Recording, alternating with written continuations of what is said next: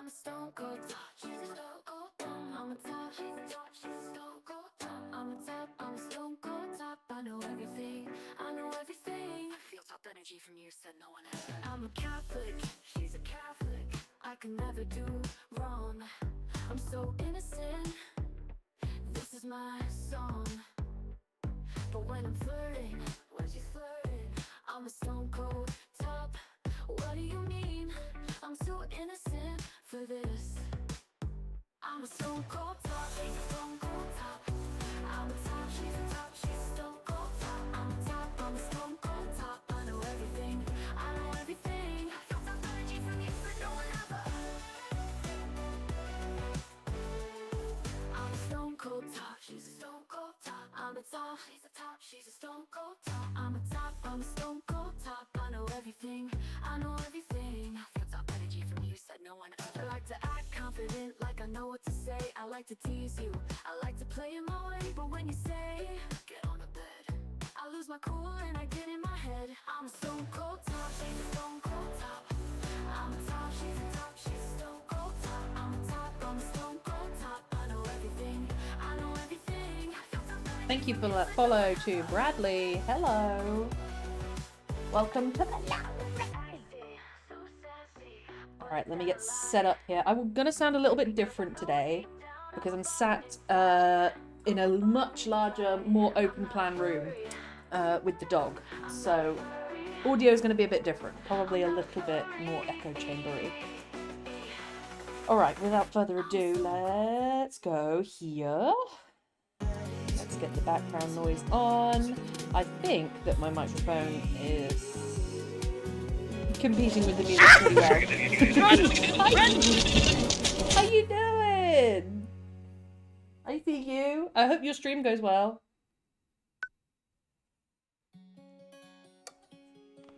Alright, there we are. Roger, dad book. Welcome. You've got dads. You've got dads. How many of you what we done with Craig? We've done one date with Craig. We'll do another one with Craig today.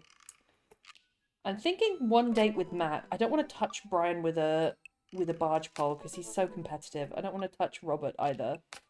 Damien I'm tempted by. Hugo's going to be our end game, so we're going to go on our last date with Hugo at the end of today's stream.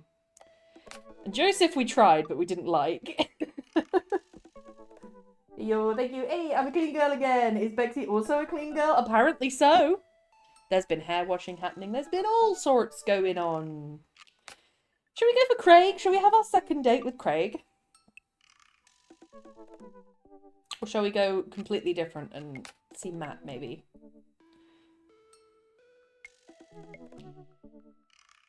I'm feeling Craig. I mean, I wish I was feeling Craig.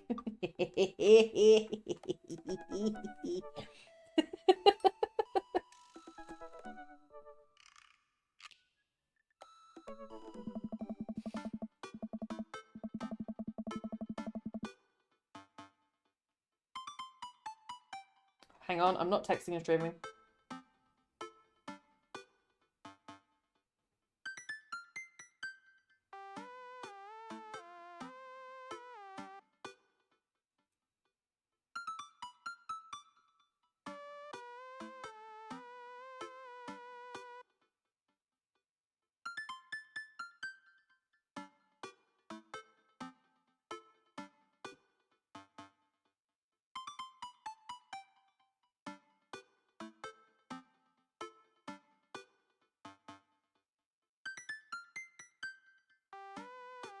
Alright, Bestie's coming over tomorrow. That's why I had to text. Okay.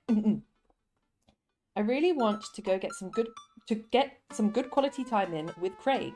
The last time we hung out, he was so busy with the kids and fending off flirty moms that I feel that we barely talked. Oh my god, do you remember Janet? Fuck Janet.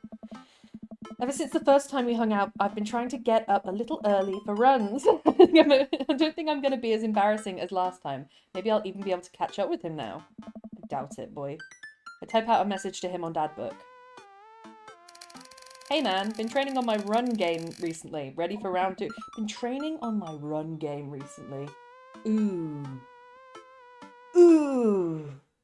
Craig responds almost immediately. Yeah, because he was waiting for me. Dude, of course! Emojis! I don't know why he didn't just send an emoji rather than type it out. Another message pops into my inbox from Craig. Let's meet up early tomorrow morning for my favorite morning activity, brunch. I type back, brunch? What's that?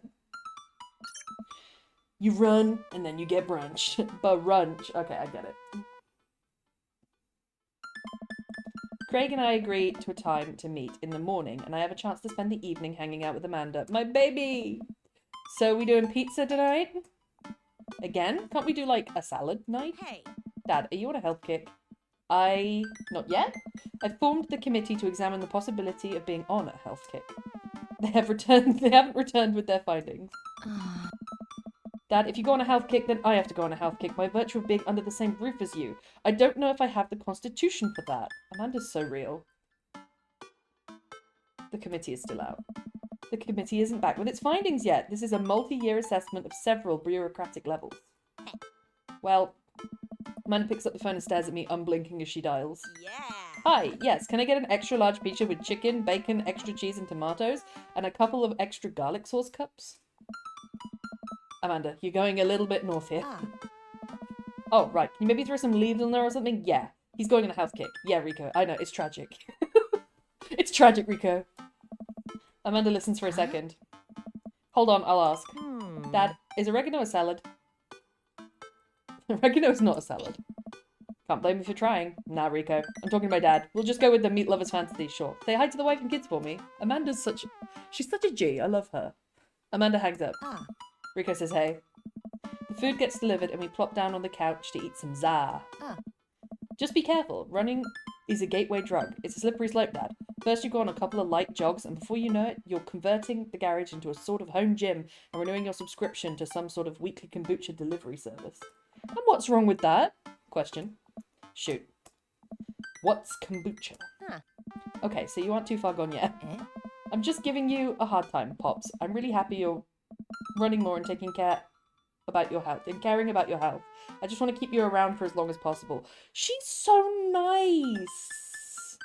Also, my laptop's heating up and starting to stutter, so I'm going to have to turn the fans on. Fan me!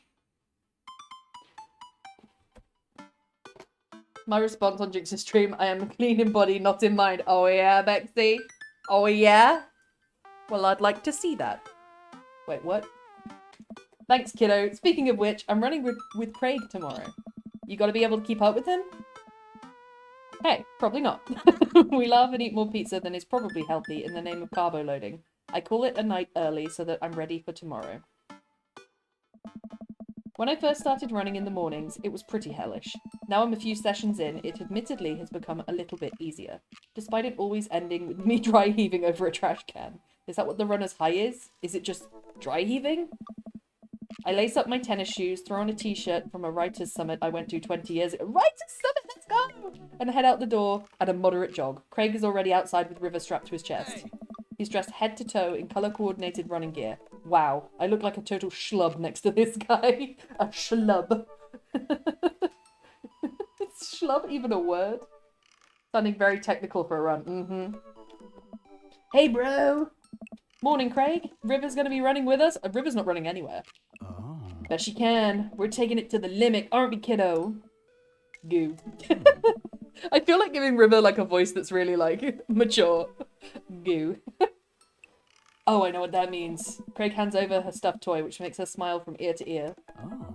That's Arnold the capybara. Sometimes it's the only thing that'll get her to stop crying.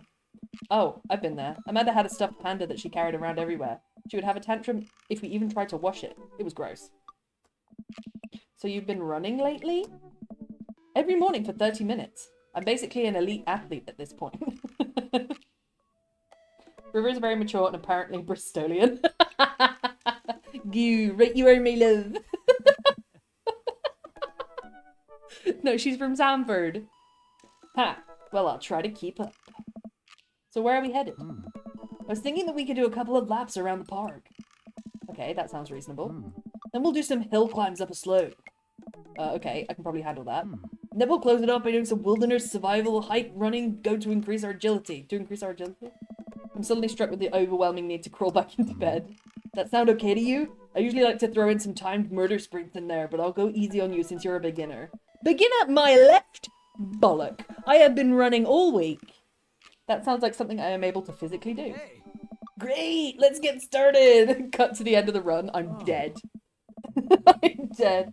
Did I miss any Hugo? You didn't, Bubba. I'm starting with Craig today. I'm having my second date with Craig, my first date with Matt.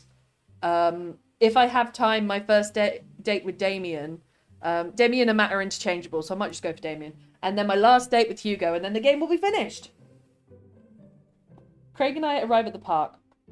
A few other lone joggers make their way around the perimeter, and River waves enthusiastically at everyone we pass. It's a lot more peaceful in the mornings. Aside from the birds chirping and River gurgling away in a stroller, it's pretty quiet. All right, good warm-up. That was the warm-up? Oh, God.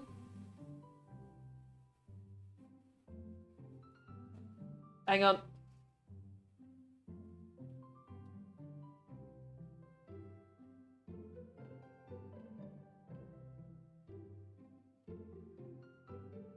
Oh, here we go.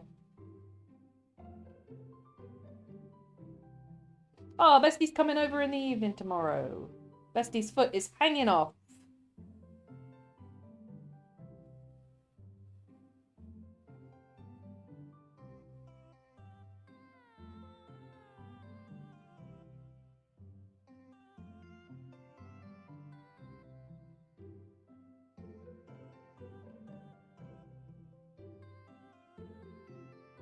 You call yourself a Bristolian, love it. It's Sanford, you uncultured swine. Not Sanbury. Did I say Sanbury?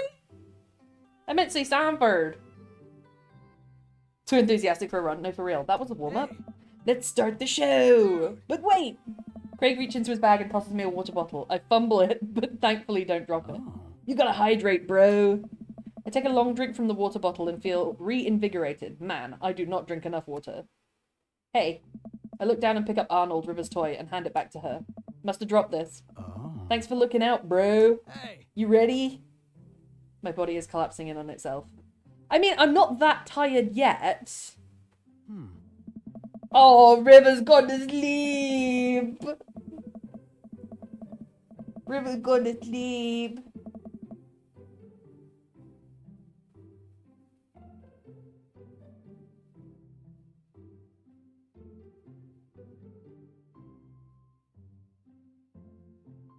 River's going to sleep. We finally finish our however many 10th lap around the park. I'm breathing heavily, but I can't believe I didn't lose Craig. Look at me go! He's even breathing heavily too, which makes me feel a bit better. I bet he's breathing heavily. I look down at my shirt and notice that I'm drenched in sweat. Huh, almost looks like a frowny face. That's one. What? Nice. I'm just kidding. Good hustle out there. I'm really impressed. You're way better than last time I launched you off a treadmill. Yeah, man. You really pushed me to my limit just now. I can't believe I held on. Oh. Sometimes you just need someone there with you to push you to do your absolute best. I'm glad I could be that guy, bro. Who's ready for hill climbs? Blah! Blah! There's my little cheerleader, Roger. You ready? Ugh.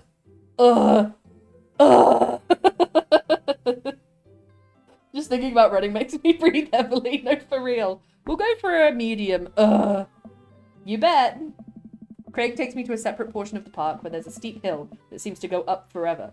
I strain my eyes to see some other joggers at the top. So what do we do now? We run up the thing. That looks like a lot. Roger, there's 2 things you need to know about this hill, bro. 1, don't stop running till you get to the top. And 2, Craig points to the top of the hill. Hey. That's not the top. Oh, fuck.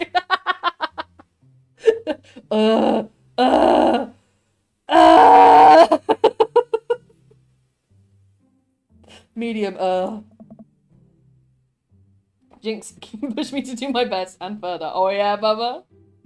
Let's do this! I finally reached the top of the hill after making my way past what I originally thought was the top of the hill. Once there, I hunch over into my knees, gasping for air. My lungs are like daggers poking my ribs. I can feel my heart in my ears. Don't do that. Reach your arms behind your head. River, I'm having a moment, please. I thought I was pushing Noob to her best, but turns out 10 farts is the breaking point. Look, 3 farts is the breaking point, technically. 10 farts is in excess. Oh boy! Craig looks like he's taken a beating as well. Ha! So he is human. Daddy, yes! Daddy, yes! Thank you for those biddies, Johnny. Roger, put your arms above your... Yeah, that's what I'm saying, Craig. Roger, put your arms above your head and stretch your elbows. It'll help you breathe better. I do as Craig says. It feels a little better, but I'm still in agony. And here, Craig tosses me the water bottle again. I hydrate like my life depends on it. Thanks, dude. Bro. Phenomenal work. You feel that lightness in your head? That's the runner's high. Oh, that's it. I thought I was just, you know, dying. You want to take it slow for a bit? I would like that very much. As we're catching our breath, River starts go- Oh, look at River's frowny face! Oh, baby! Hi, Johnny, how are you? I've been keeping to less than 3 recently. I want a tally chart of how often you actually succeed in less than 3 per night. Thank you very much. Oh. What's wrong, Sweet Pea? You want to play with Arnold? Craig looks around us. Oh, she's lost Arnold. Nice. Oh boy, man down. I think we lost Arnold. In my sleep? Yes, in your sleep. Today was a headache, but good. Oh, Johnny, I'm sorry it was a headache. What happened? My spin tingles with cringe with every breath. He needs some He milk. needs some milk. Arnold needs some milk. How am I supposed to tally that? Figure it out. I'm not the logistics guy. I'm an ideas guy. Thank you for those bits, Johnny. Bro. I've abandoned my toy. We gotta find him, dude. It should be simple, right? We've just got to retrace our steps. I remember River last having it down at the bottom of the hill. Oh. Craig and I jog down the path, searching high and low for the stuffed capybara, which Craig takes the time to explain to me is a large rodent native to South America. Thanks, Craig. We get to the place where River might have dropped it, but it's still nowhere to be found. Looks like we've got a mystery on our hands. We have to get to the bottom of this. I suspect foul play. Looks like this is a prime case for a world-renowned Detective Newt. Detective Newt is on the case. You saw me play Batman. I'm good at this. How about you join me and then kick me out at 3? You'll never need to kick me out. Okay, Bexy. Because GDPR, but one child has ODD, now he claims that he hates me. Oh, I'm really sorry to hear that, Johnny. That does sound like a lot.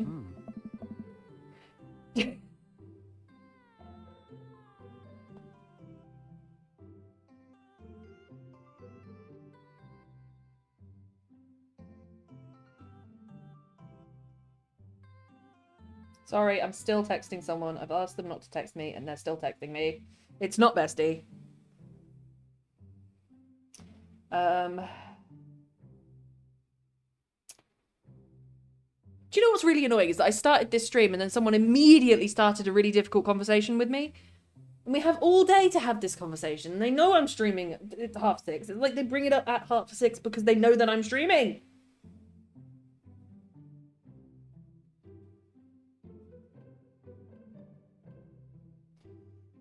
Ugh.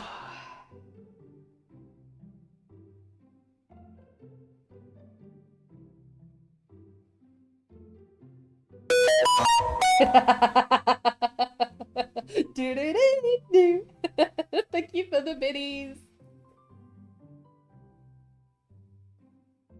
Oh, for goodness sake, now I'm being auto-corrected.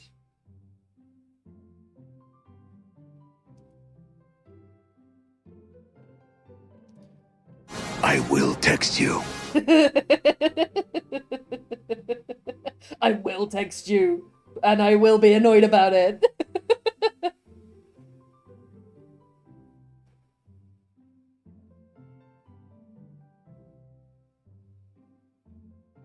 Okay, there we go. Bestie? Not Bestie, don't worry. Bestie's coming over in the evening tomorrow. Her foot's hanging off. We're going to put her foot up, and we're going to order a takeaway. That's the plan. Give them an assertive message that says, I'm not talking about this now, and then ignore. Yeah, but that involves setting a boundary, and that I'm not good at that. Thank you, Johnny, for those bits. Or at least some of it. Freedom! Jinx! Baba! Johnny! Takeaway is a great shout. It's going to be a Chinese. I need chicken balls. I don't care how much it upsets my stomach. Dude, it's time for a bro adventure. If he says bro venture, I'm throwing my laptop away. Alright, that's it. Stream's over.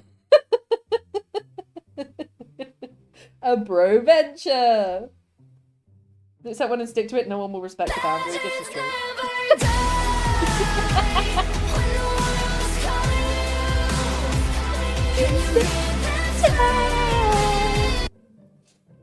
Wonderful, Johnny. Thank you for the bits. And goodbye. Exactly, Lady Magora. My god, he's such a jock. No, for real. We high five and decide to jog back to the park to see if we can find any leads. So it looks like there's a couple more places to check and some bros around here that we could interrogate. Sounds good. Hey. Wait, who's good cop and who's bad cop? I think about it for a second. Well, I think that with your stature and overall resilience, you could make an intimidating bad cop. But on the other hand, you do have an adorable baby strapped to your chest, so that softens the edges a bit. All valid points. I think you would make a great good cop because of your congenial attitude and willingness to try new things. But then again, I've seen how you get when there are too many commercial breaks during a show, so you have the potential to be a scary bad cop. I don't want to have to watch Meet Hell in 3-minute segments with 5 minutes of commercials in between, and then loud! The commercials are too loud! I just want to watch my shows in peace without people yelling at me to buy wiper fluid and stuff! Bro. Valid crash out, Roger. Case in point. Let's play it moment by moment. Oh. Smart. Oh. So, where to, Brotective? Brotective on the Bro Venture? To the playground, to the fields, to the woods. Dum. Thank you for the biddies, Johnny.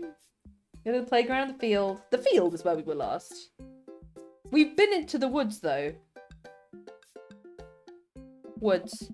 We make our way to the outskirts of the park. There are a couple of benches by the dense tree line. It looks like Robert's here all by himself. It also seems like the perfect place to look for clues. Look for clues, interrogate Robert, move to another part of the park. I feel like I should leave Robert alone. Look for clues. I bet you've been into the woods. Yeah, Bexy. Tea is now mine. This is good, Bubba Dog. Craig and I searched through the outskirts of the woods, hoping to find anything that might lead us to Arnold. There are a couple of cigarettes and empty beer cans scattered around the thicket. This is probably the hot spot for edgy teens to hang out at night and say swears and stuff, but it doesn't look like there was any recent activity that might be capybara related. This might be a dead end, partner bro. We return to the woods. Interrogate Robert and move to another part of the park. Let's interrogate Robert. Maybe Robert saw something. We walk over to Robert's bench. Hey, Rob. Don't call me that. Okay, hi, Robert. Don't call me that either. He's basically Batman. Okay, hey, buddy. Capybara, capybara, capybara, capybara, capybara, capybara, capybara, capybara, capybara, capybara, capybara, capybara, capybara, capybara. Beautiful, Jigs. Thank you for those videos. Have you ever, been to the woods? Might have done. What are you up to? Hey. Thinking. This is my thinking bench. I have to get a solid 2 to 3 hours of brooding in my day, filling quotas. Have you, by any chance, seen a small stuffed capybara around, bro? A capybara is... It's a large rodent native to South America. I know. What the heck? What the heck? Capybara, capybara, capybara, capybara, capybara. Cuddle puddle. Yes, please, Bubba Dog, get in the cuddle puddle. Have you ever fooled around in the woods? No, but I would like to. That's on my list of things that I would like to do. But, you know, it's more a case of my partner being all right with that as well. So have you seen one? A stuffed one, not a real one. That would be weird. Be good cop, be bad cop. Bad cop.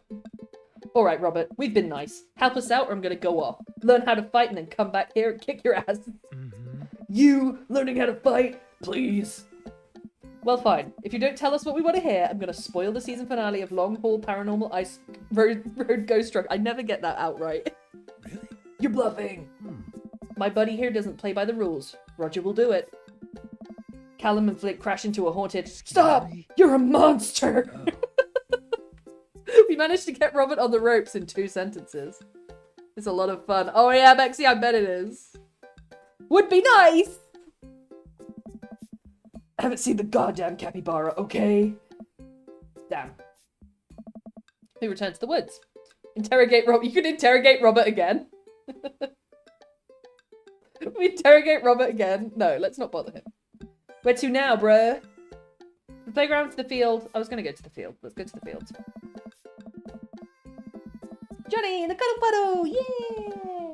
We wander out to a grassy field at the center of the park. There isn't a whole lot to see, but there are a few figures camped out on a blanket, and the grass could hold any number of secrets. Matt and Carmencita look for clues, interrogate River. River? Hey, Cosmo. How you doing, buddy? Alright, Cosmo needs to be let out. He's high maintenance. He goes for a wee like every few hours. That's not really high maintenance. Everyone goes for a wee every few hours. You know what I mean. He needs taken care of. He's just a baby. He's just a 10-year-old baby. Come on then, Bubba.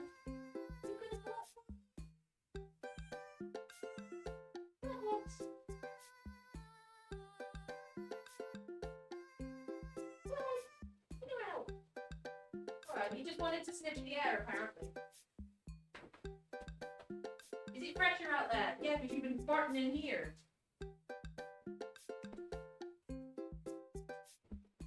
You're my stinker. My little stinky boy.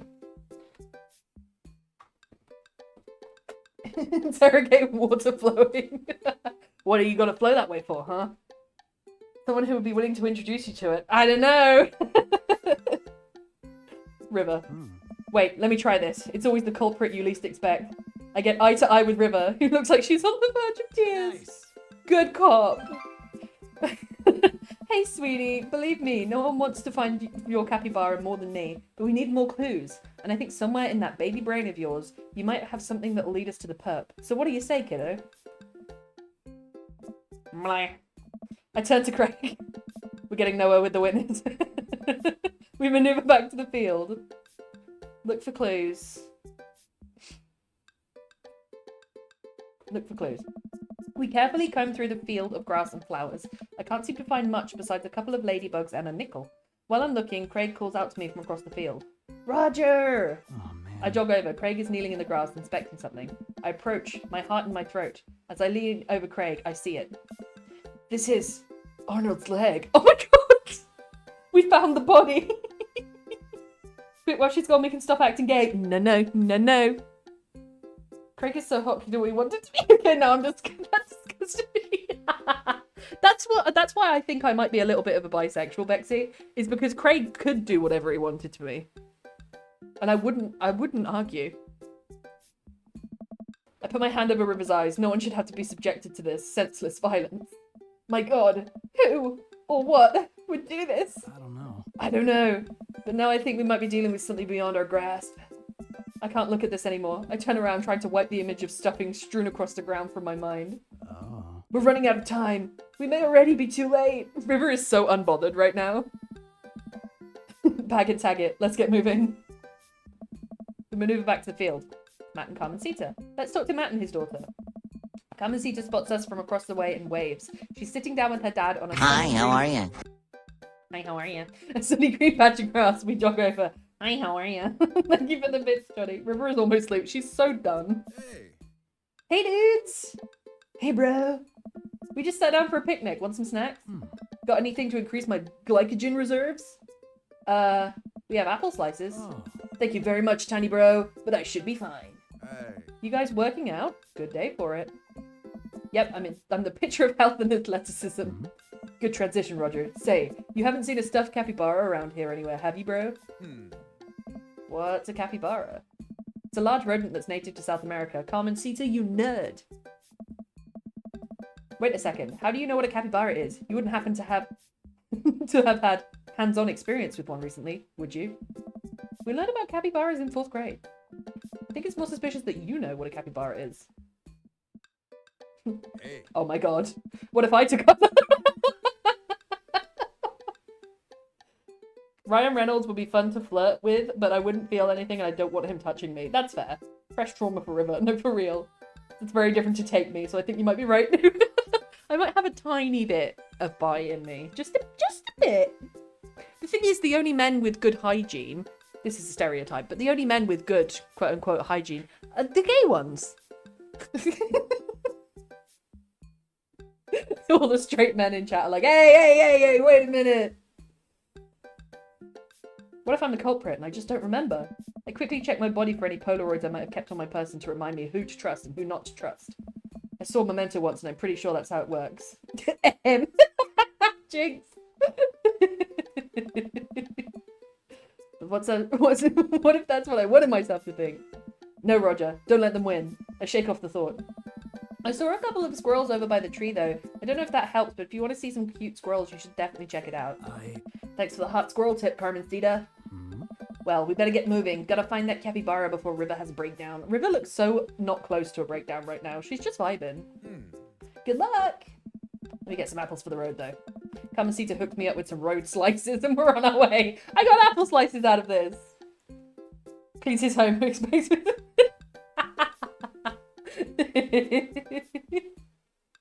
Oh yeah, Bubba?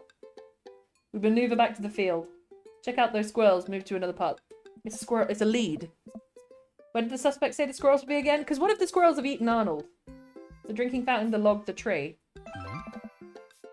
Ah, there they are. Carmencita was telling the truth. These are some rad squirrels. River seems happy. This may have bought us some extra time. That's a good thing. We maneuver back to the field. I'm not doing well. I've dad juiced where we should go next. Playground, re-examine the field, head back to the woods. Playground. Make our way over to a small playground at the edge of the park. A couple of kids play on the jungle gym, while parents watch on the nearby benches. Over on one of the benches, I spot a familiar face. Interrogate fucking Joseph. Consider me a clean boy. Message to Jinx specifically. Yeah. You can consider me scrubber, dubbed and dubbed. Try to calm River down, move to another part of the park. Okay, we're running out of time. Joseph! Let's see what Joseph's up to. We jog over to Joseph, who seems to be engrossed in his book. Joseph! More like Broseph. I jack off to his face daily. Okay? Joseph! Don't tell his wife. Don't tell his wife! I do it all the time. Don't tell his wife! Thank you for the bits, Johnny. B&B Pizza and YouTube. Avatar The Last Airbender reaction. Let's go! Fuck, I'm sorry, Bubba. We're interrogating him. Joseph nearly drops his book. I bet it's the fucking Bible. Hey guys, I didn't think I'd see the two of you out here. Roger, are you exercising?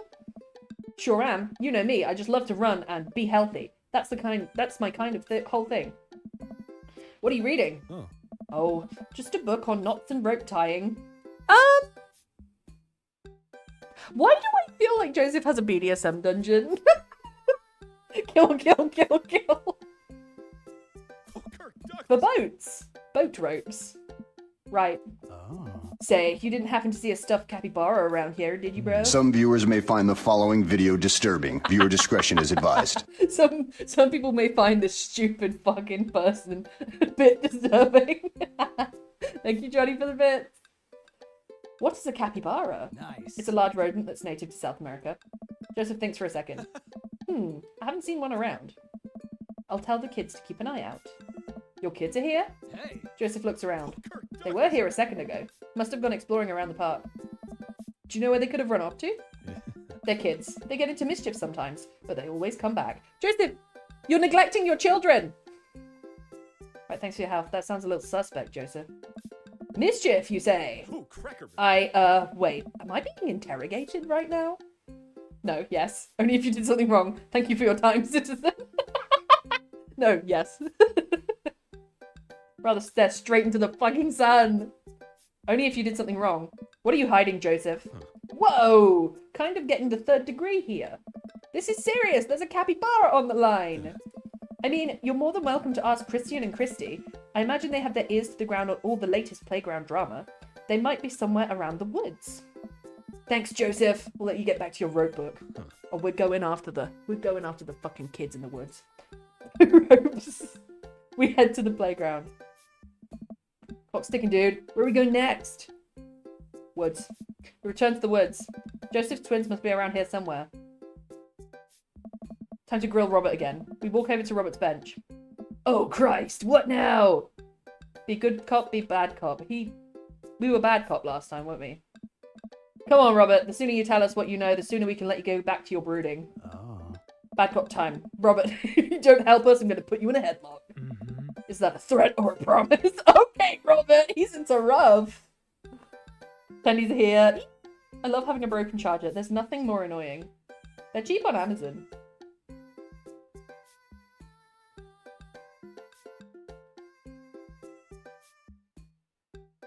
Oh my god, it's the person who's texting me. I said, maybe we can do this, and they sent me a message back saying, maybe we can do this, and it's the same fucking thing! You've just rephrased it! It's not your idea, it's mine! Ah! Punishment, exactly. If I lost a leg, then it must be bleeding out right now. The capybara is bleeding out stuffing right now. I don't know. Whoa, slow down! Back off! River's screeching is louder than ever. I'm exhausted. Craig's exhausted. Ah, buddy. I got a rain check on brunch. I need to get River home and calm her down. Oh, we didn't find the capybara! Alright, good luck, bro. Thanks, bro. Oh, that sucks. Is that an offer drink? Knew it had some punishment in store for later. Oh, yeah? Head back to the cul-de-sac alone and head inside the house. God, I'm ready for a shower, a gallon of water, and a nap. I bet Amanda's still asleep. Oh. I crack open her door to find her still in bed. First of all, knock first. She's a teenager. Sleepily scrolling through her phone. Morning. Afternoon, actually. Right, how was brunch? Well, we had a good time with the run part, but we didn't make it to the rest of the portmanteau. Uh-huh. To brunch. We didn't make it to brunch. Somehow we lost River's toy and capybara on our run. A capybara is... Dad, don't patronize me about giant rodents. I know. Sorry. Anyway, we figured out that Joseph's creepy twins had something to do with it, but we never got to the bottom of it. So the run went well, though. I was a little worried about your endurance. Oh, there's nothing wrong with my endurance. Yes, you got sassy with me. Okay, Bexy. That animal died due to your negligence. I'm sorry! Ended up being a piece of cake. I actually feel pretty grit. My legs give out. I find myself on the floor of the hallway. I'm just gonna hang out here for a while. You take your time getting up. What a vibe! Date complete. Woodworking, protected dad. Dude! Twins, murder sprint, good cop. I'm not a good cop. Rank C! Oh no! I guess the dates get harder as you go on, because that was the only second date that I've been on. And I remember the second date with Hugo being a little bit harder too. It's a beautiful night and the air smells so fresh, so I decide to take the long way home. I casually stroll through the neighborhood, taking in the sights and sounds of a suburban city with a low crime rate and wide, walkable sidewalks at night. As I approach the bar, I can hear the patrons inside cheering. Oh, I bet the game is on. I wonder if my team is playing tonight. I always feel like somebody's watching me. I got no privacy. Oh. Thank you, Johnny, for the bit. I don't remember the exact amount. 28! I think it's 28. 28 stab wounds. A drop of water hits my head, and now it's lots of drops of water. It's pouring rain. Maybe I should wait this out inside. I order a beer from the bar and settle in. It turns out that my team isn't playing tonight, but I can certainly enjoy the game regardless. The bar is unusually crowded, and the feeling of camaraderie over a shared love for the game makes me smile. Sports are nice. Oh, fuck off, you. Actually go and die. Why I chose Craig? Why is it so Mary and Joseph heavy? Not you, Cosmo. I didn't mean F off to you. No, it's okay. He's come over to say hi. He's like, you good? I look over to the corner and spot none other than Mary, sitting alone in the corner, nursing a cocktail. Something about her seems different this time. Now that she's herself and not hanging off some younger guy, she looks so sad. She looks up and half-heartedly raises her glass to me before staring off into the middle distance. Oh, that's sad. Cosmo! Cosmo! Cosmo, this way! Hey, Bob! He's taken himself to the hallway. He said, I'm not being told to fuck off. Off I will fuck. Say hi, keep watching the game. I decide to go and say hello. I walk over to her booth. She doesn't look up. This seat taken? She still doesn't look up. I take a seat anyway and she finally notices me. Hey, cowboy! You alright? Never better. She hiccups. I guess she's a little far gone. Tears start welling up in her eyes. I should get him out of the hallway. He has a habit of going up the stairs. This is what I mean by he's high maintenance.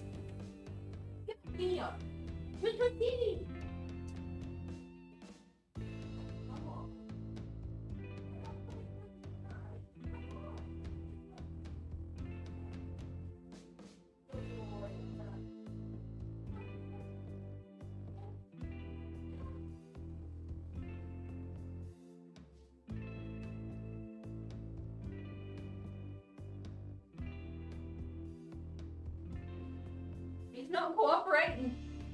Come on, baby.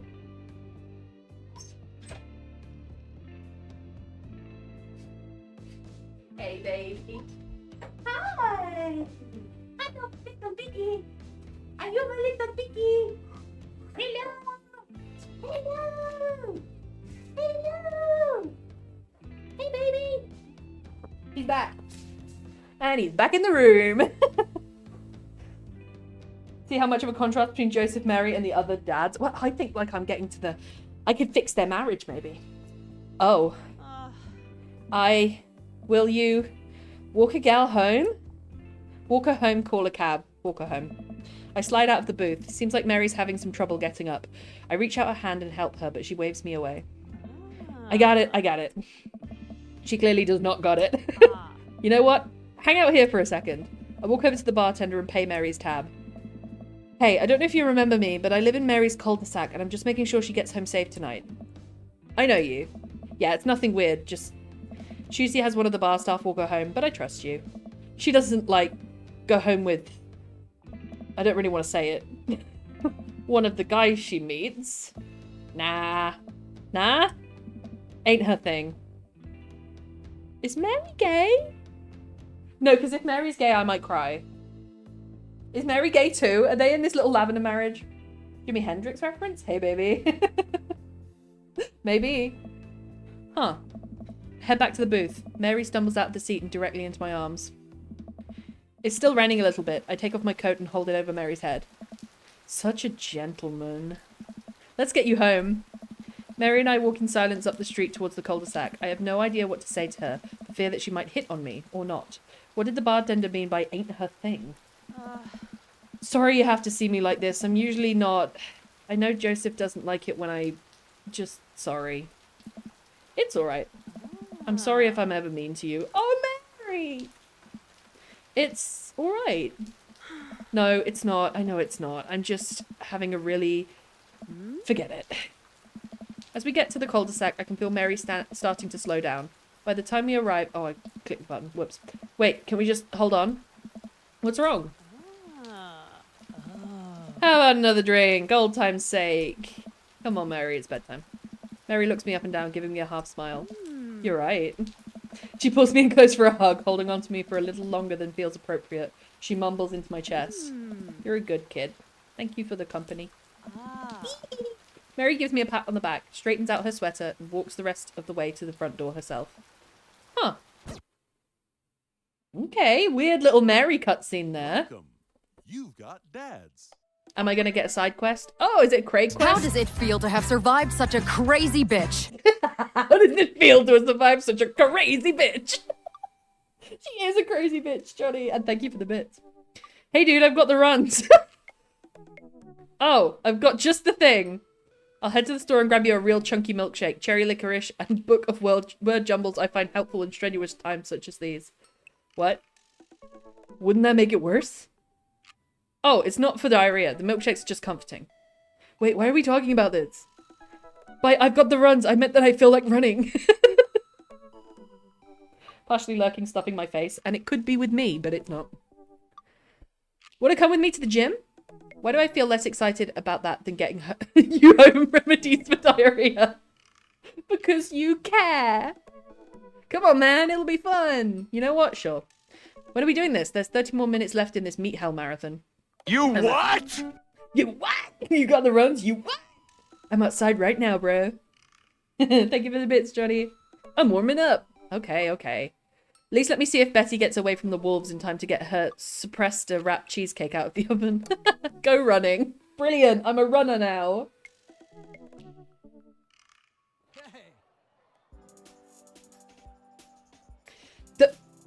Is this a mini game?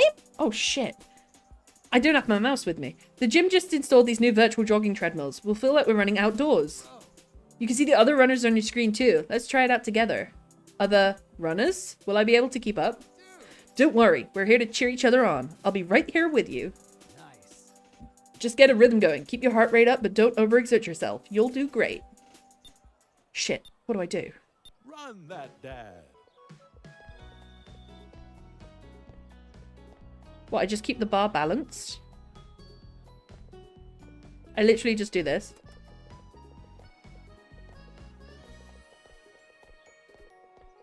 I'm doing it! Bro. Oh! Why is there an aubergine? Why is there an aubergine? What is happening?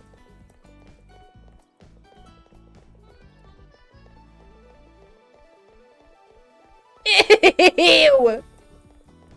I'm keeping up with Craig, mind you. Do you know, this is very Wii Sports Resort.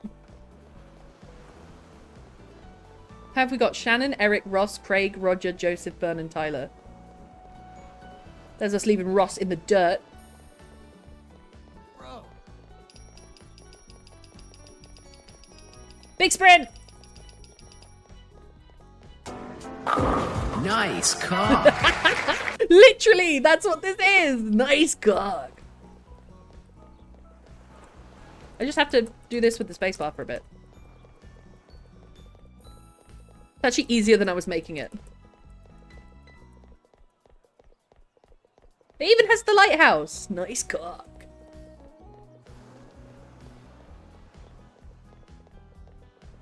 Dude. Oh, look, Craig's waving at me.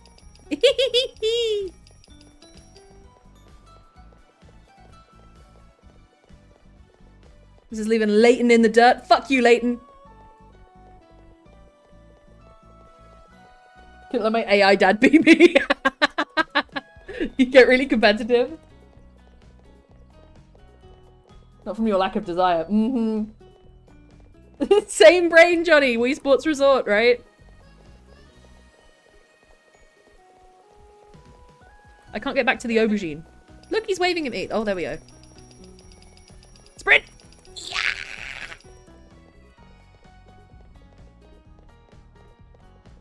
Do it for the aubergine. Get hecked, Leighton. Oh, Leighton's gonna overtake us. No! Fuck you, Leighton. Going after Stella. It doesn't look like a Stella. I'm gonna be honest.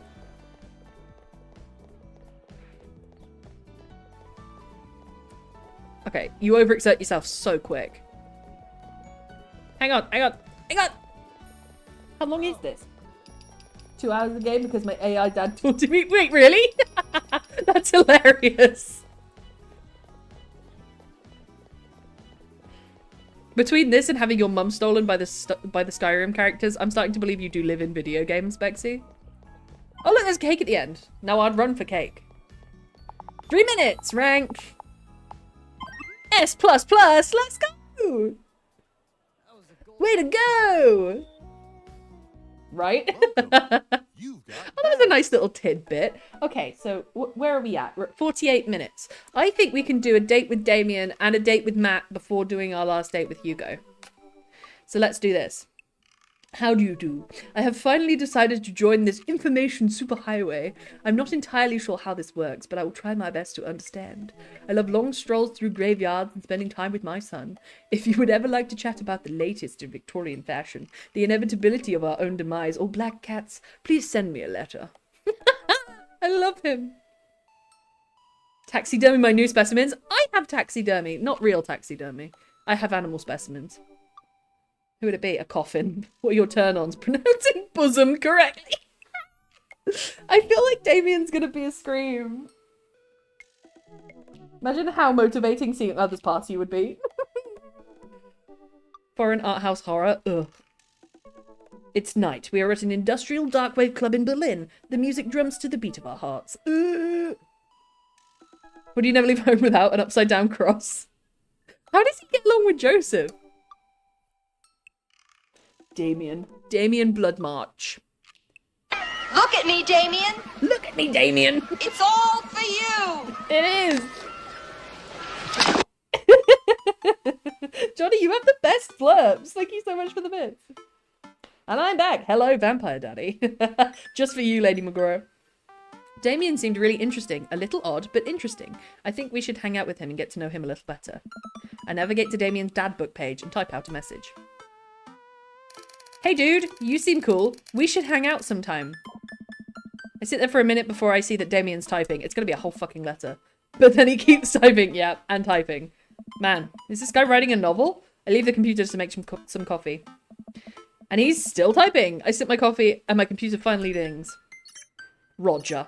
I must confess my excitement to be receiving your kind letter as you see, I do not find myself available to enjoy your company. I do find myself available to enjoy your company. I must ask for your forgiveness, however, as I believe our first meeting did not paint me in a gentlemanly manner as I would have liked. I would be highly flattered to enjoy your companionship in my residence for an afternoon tea and Afternoon tea? Are you trying to get in my pants? And stroll around my garden should it please you. Till then, adieu. Yours humbled, D. Bloodmarch. Nah, I want Dragon Daddy. Hey, Amanda. Can you help me with something? Dad, for the last time, I'm not popping your back pimples. No. Can you interpret this for me? I turn the computer to Amanda and she squints at Damien's message. I just don't understand NetSpeak. Is this like how you kids communicate with each other now? It's not, Roger. Oh, totally. This is the hot new thing. See, Dad? Kids got over saying lol and LMAO or whatever and decided what they really needed to do was bring it back to the 1800s. So what do I do? Where's your pen and quill? What?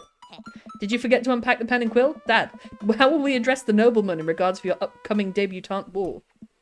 Okay, now I know you're messing with me. Father, without a proper chaperone, you'll never end up with a suitor worthy of our land. Or our dowry. Or... So you read Pride and Prejudice for school one time and now you're reciting things you know about it back to me, aren't you? Like the first 5 pages and then I read a review of the movie. Still gotta be though. Great. So what do I say to Damien? I got this. Amanda reaches over me and types on the keyboard. Sure thing, dude. Regards. Roger. The adieu.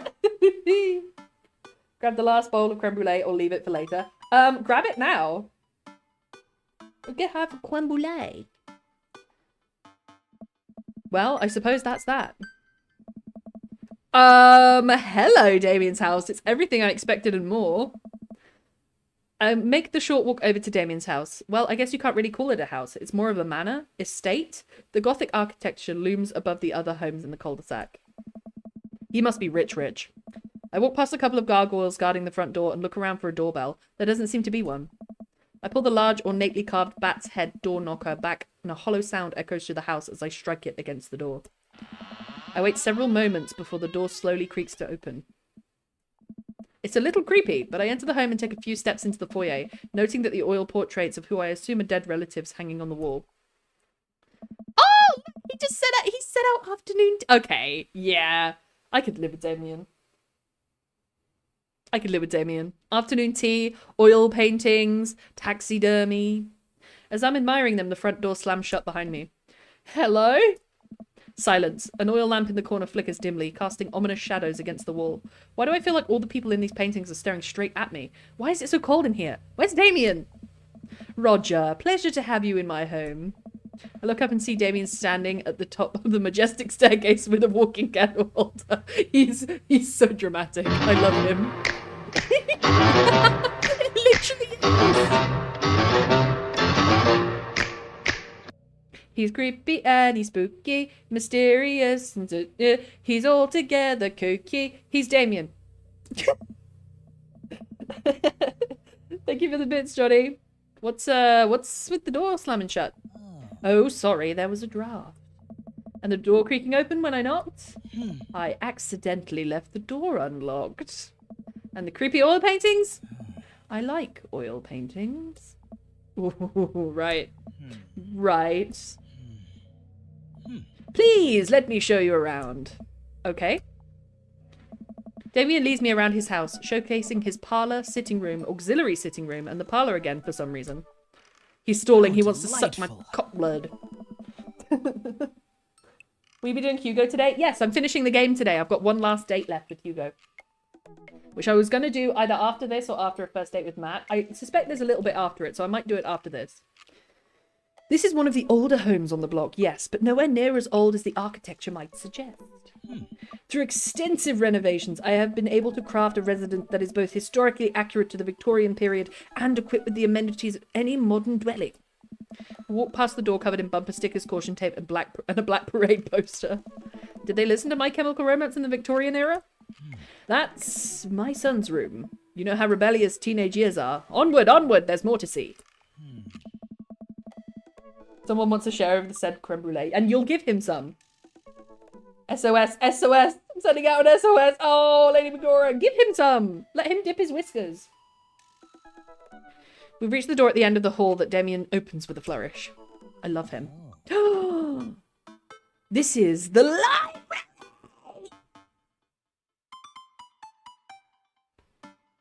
How to not marry Damien. I've said I'll marry Hugo! The sunlight streams in from floor to ceiling arched windows. The walls are lined with packed bookshelves and even more books are scattered over the period appropriate furniture. Damien is really clearly proud of this room. Clearly really proud of this room. Look out the window. Look at the butterflies. Pick up a book. Oh. You know, Roger, in the Victorian era, there was some controversy surrounding reading. Many people thought that more tawdry novels would encourage youths into a life of crime and would cause too much of a distraction from work and school. Can I have it first? No, Lady Megora. Wouldn't sucking cogblood just immediately make it flaccid? That is an excellent point, Bubba. You'd be sucking the blood into the peen. Johnny, excellent counterpoint. Well made. I pull out a book at random and examine the worn cover. Opening it, I turn to a random page and read aloud. Naruto struggled against the chains that Sasuke had bound him with. Shirtless and out of breath, he looked up at Sasuke. Sasuke smirked, unbuttoning his ninja pants. Oh, Okay, I think that's enough. You're into fanfiction! Damien snaps the book shut and puts it on the shelf. He just rebinds it. That's a rare book from my private collection. I walk up to the glass display of pinned bugs on the wall. It's pretty impressive. Nice bugs. I pinned them all myself. Maybe I could show you how sometimes. I know how! I did taxonomic classification and preservation at uni. Sasuke. Yes, I'm that person. I'm sorry. Gonna be lurking for a bit. All good, Bexy. I hope everything's okay. Enjoy your lurk.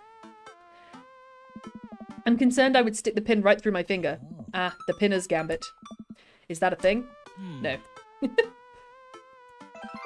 I walk to the window and I'm greeted by a beautiful view of Damien's backyard. It showcases a beautiful view of the rest of the cul-de-sac. Hey, I can see Craig on his lawn. He's doing push-ups with his daughters on his back. Damn. He sees me and waves happily, doing push-ups with one hand now. Damn! Would you like to join us in the garden? Could we dig some graves? I'd like to join Craig in his garden. No, teach me that. Teach me what person how to pin bugs. I can teach you. Genuinely.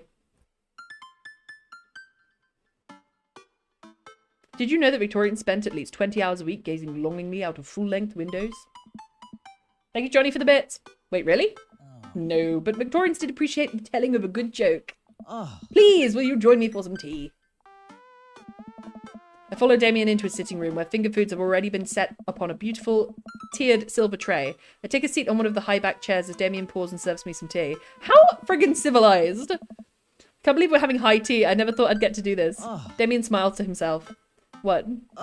It's a common misconception that high tea refers to the wealth or class of the people enjoying it, when in fact the high refers to both the latter time of the day that working class had to enjoy tea and the height of the tables on which they were served.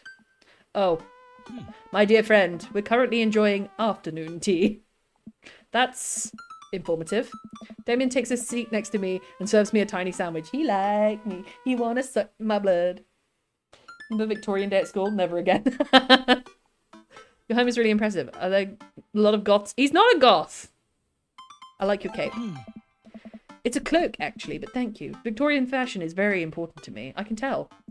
You pull it off quite well. Oh, thank you.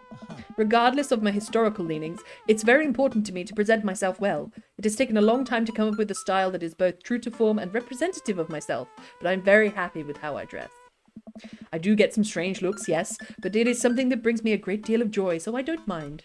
To be able to wake up in the morning, pick from my closet a variety of cloaks, waistcoats, top hats, and even binders that are period appropriate feels amazing.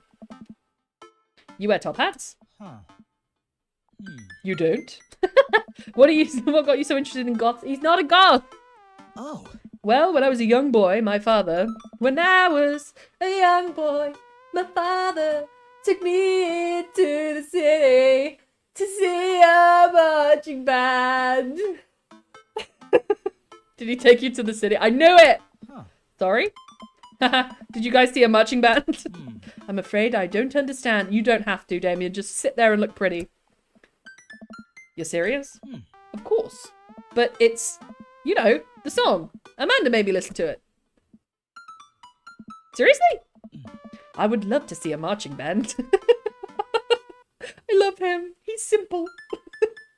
Oh. Nevertheless, I've always had a love for art, history, and fashion. What started off as a small hobby collecting taxidermied animals grew into a sort of obsession.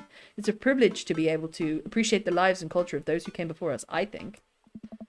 Why not go all the way? I like not dying when I catch a cold. He takes a sip of tea.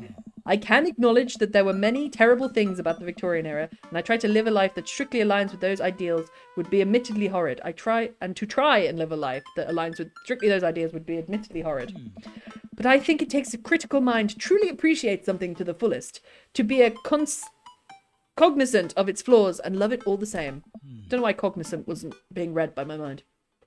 Tell me, Roger, do you have any hobbies? Oh man, I do. But I don't know if you care about anything the way you care about this stuff. I don't know if I care about anything the way you care about this stuff. Well, I'd love to hear about your interests. Hearing someone talk about the things they're passionate about is intriguing, and quite honestly, rather attractive. Oh, Damien! Please do tell me more about your hobbies. Well, there's this thing called CRISPR. Quick, sounds sophisticated. I like soap making videos on the internet. I love me some word jumbles. I learned how to juggle once. Word jumbles! He likes it! The written word fascinates me. We spend so much time using words, you know, and I think that people would appreciate them more if they had to unjumble them. It's poetic, really. Oh, so you're a writer? I am, in a sense. We finish our tea and finger sandwiches, and then we finger each other. Sorry. Come, I have one more thing to show you. Damien, oh my goodness, it's like Beauty and the Beast. Damien takes me around the back of his home, where a variety of flowers flourish in a beautifully landscaped rows. A small stone path weaves through it, and butterflies flit lazily through the air. My garden. It's beautiful. Thank you. Victorians took flowers and floral arrangements very seriously. You see, it was considered uncouth to discuss personal and romantic relationships in public, so lovers and friends alike would use bouquets to send secret messages to each other. Each flower and plant is symbolic of different feelings. Even more interesting is that one flower could mean different things depending on the other plants it was paired with. One had to be extremely careful, as even the style in which the ribbon was tied around the bouquet affected the message. Ooh, I didn't know that. Damien leans down and plucks a gorgeous bright orange flower off a vine. Lilium bulliferum. The orange lily. What do you think this one means? My loins are ablaze. Thou art the tightest. 3 shares for sweet revenge. My loins are ablaze.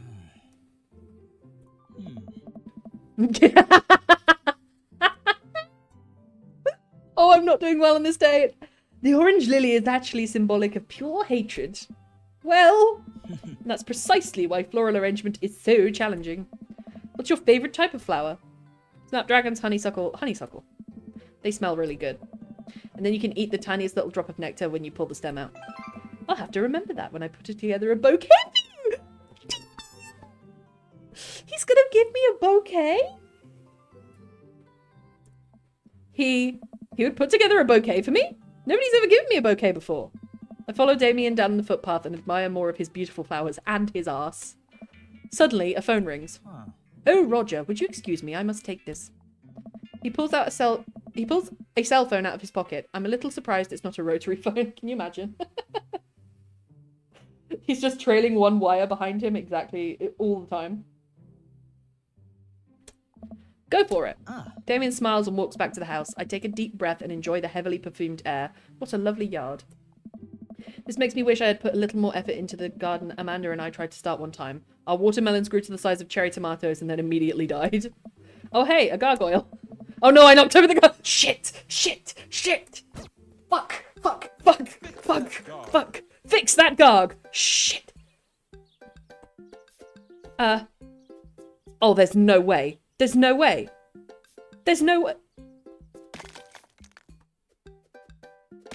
Okay, I'll know if it fits because it will do a thing.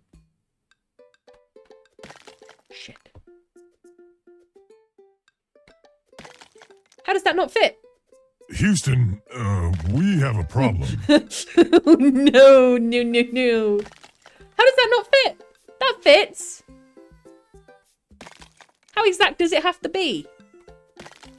Oh god, I've tried them all different ways. Can I flip it? I needed to flip it.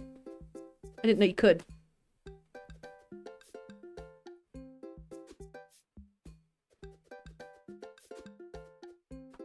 I can't spin it! Why can't I spin it?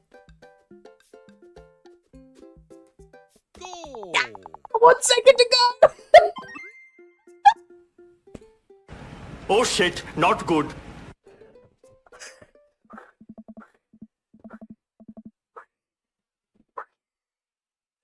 The heart palpitations I just had. 1 second to go. Ooh. Ooh. Winston, Houston, we have a problem. Thank you for those bits, Johnny. Thank you for those bits, Jinx. I managed to make dehydrate. You managed to dehydrate a cactus? How? They don't do that.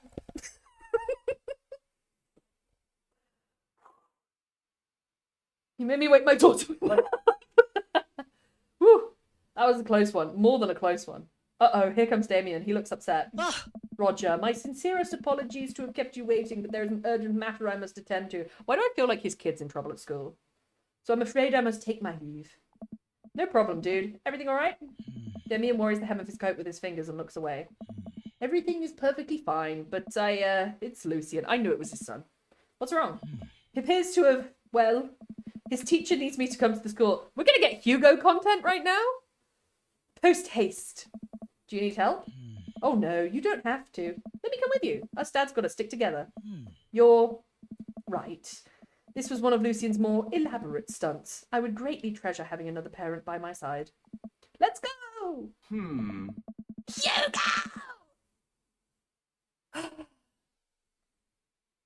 It's so good to see you, husband. Yes, Daddy. Yes, Daddy! Yes, Daddy! Damien and I walk into the school and are immediately greeted by an anxious-looking Hugo. Hey, Damien, you're here in record time. I wouldn't miss it for the world, dear friend. Wow, whatever it is, it doesn't seem like it's Hugo and Damien's first time into the My Kids Are in Trouble radio. What is it this time? Oh. This, Damien, you have to see to believe. What is it? Damien and I fall into step behind Hugo, who leads us through the busy corridors of the school. We pass by several classes in session, and I vaguely wonder if Amanda's around. Hugo eventually ushers us into a small boiler room with a flight of rickety stairs leading us down into darkness. This is how I die. And it's sandwiched between Hugo and Damien, and I'm not mad about it. He killed the capybara. He did it. He did it. What's your step? I can hear faint voices drifting up from the basement, and they don't sound happy. As I'm led into the depths of the school, I recall the antics I got into as an angsty middle schooler. At least I had enough sense to stay out of creepy basements, that's true. We find another teacher in a boiler room tucked away in the back of the basement. With him are Lucian and Ernest, Hugo's son. Lucian has a bloody nose. Have they been fighting? Thanks for coming. I can't make head or tails of this. I look around the scene of the crime, see a bunch of bricks and some masonry tools scattered around. What happened here? Ernest punched me! Lucian tried to kill me! What? The room falls silent. I was not trying to kill you, dumbass. I was just trying to build a brick wall around you to see what would happen. Isn't this a book? Isn't this the Cask of Amontillado? You promised me, yeah, you promised me there was wine down here. You tricked me. Whoa, wait a second, Lucio. Did you try to Cask of Amontillado, Ernest? So I am the villain. So I am. Because I've made myself one. Not Nick Ocado. Thank you for the bits. Lucian is the villain. I'm neither confirming nor denying that. I turn to Damien and whisper to him, is it bad that I used to have one of these belts? I used to have one of these belts when I was an emo kid.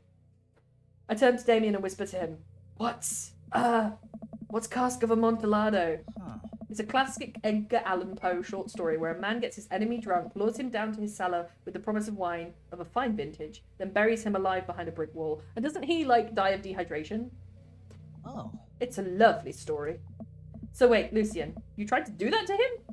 I was curious to see how it would turn out. I wasn't actually going to leave him there. What was the thought process here? That Ernest was just going to sit still while you slowly built a tomb around him? Well, it worked for like 20 minutes because he's an idiot, but then he realized that he had lied about the wine. And you were cackling maniacally. That sort of tipped me off. He dies like my cactus. Ernest, 20 minutes? Dad, it took you 20 minutes? Son, we just did an entire 2-week unit on the cask of Amontillado, and it took you 20 minutes to realize Lucian was leading you into an elaborate ruse. Did you even read the story? I read the first 5 pages and then read a review of the movie. What? It's only 5 pages long and there is no movie. Yeah, you're right. I paid Lucian to read it for me. Actually, he didn't pay me. So when you think about it, it was me teaching him a lesson. Demian and Hugo both have their heads in their hands. You guys are always telling me to engage in the literature, and I did. I don't see a problem here. Alright, I'm filing this under what the hell. Don't do. Whatever that was again. You two are both suspended for a week. I'm filing this under what the hell. Ernest and Lucian high five. The teacher starts to stomp up the stairs. Hugo, I'll cover your class. Take your son home. Mr. Bloodmarch, you too. Thank you for your mediation. We all head up the stairs and out of the school in a tense silence. Lucian, Damien, and I all pile into my car and I begin the drive home. Lucian immediately puts his hood up and stares out the window angrily. I'm not going to therapy again. I know, son. It's entirely up to you whether you want to go. But I care about you and I can see that you are struggling. So if you decide that you would like to speak to a professional about your feelings, we can do that too. Oh, he's such a good dad! Huh. Maybe you can spend the next week looking for a summer job. I know how much you want your own car. I can't believe Damien's keeping his cool. I'm impressed. Fine. Thanks for not freaking out too hard. I love you, son. Lucian continues staring out the window. He's such a good dad! Love you too. We spend the rest of the drive in relative silence. The moment we pull into the driveway, Lucian hops out of the car, slams the door and runs inside. I did not expect to have that conversation in front of you. He and I have a lot we need to work out. It's alright. All things considered, Lucian's wall bricklaying was pretty good, so there's your silver lining. Lining? Wait here. There's your silver lining. There is that, yes. He could be a bricklayer. He's probably going through a phase. I really admire how you handled that. Does this kind of thing happen a lot? You were a lot more diplomatic with him than I would have been. I just want what's best for him. And I don't think yelling at him would do either of us any favors.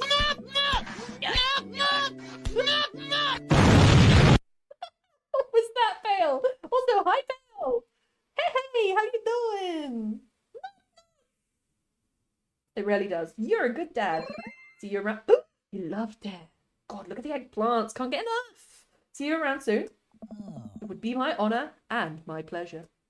Damien bows with a flourish. Classic. This guy could win Dad of the Year. For real, Jinx. It's been a year, Daddy. I really, really miss you. But Daddy, I really, really miss you. That's me thinking about Hugo because I haven't been on a date with him in ages. I come home to find Amanda curled up on the couch with a blanket, watching TV. I plop down next to her. Yo! What you watching? Tiny House Hunting Brothers Extreme Edition. I hate the show. The couple on screen bickers back and forth while standing in an extremely small house made out of recycled bottles. The Tiny House Hunting Brothers watch them with amused expressions, both of their heads touching the low ceiling. I told you I wanted a 2-bed bath with a shabby chic cottage. This house doesn't even have a bathroom. But honey, the outhouse is only 20 yards away. It's not that bad. I'm not pooping outside, Greg. Why don't they just get a regular sized house? I don't know. How'd afternoon tea go? It got strange. We had to go to the school to pick up Lucian since he tried to. He lured Ernest down to the cellar with the promise of a fine vintage and then tried to brick him into the wall, right? How did you know that? Has everyone read the story except for me?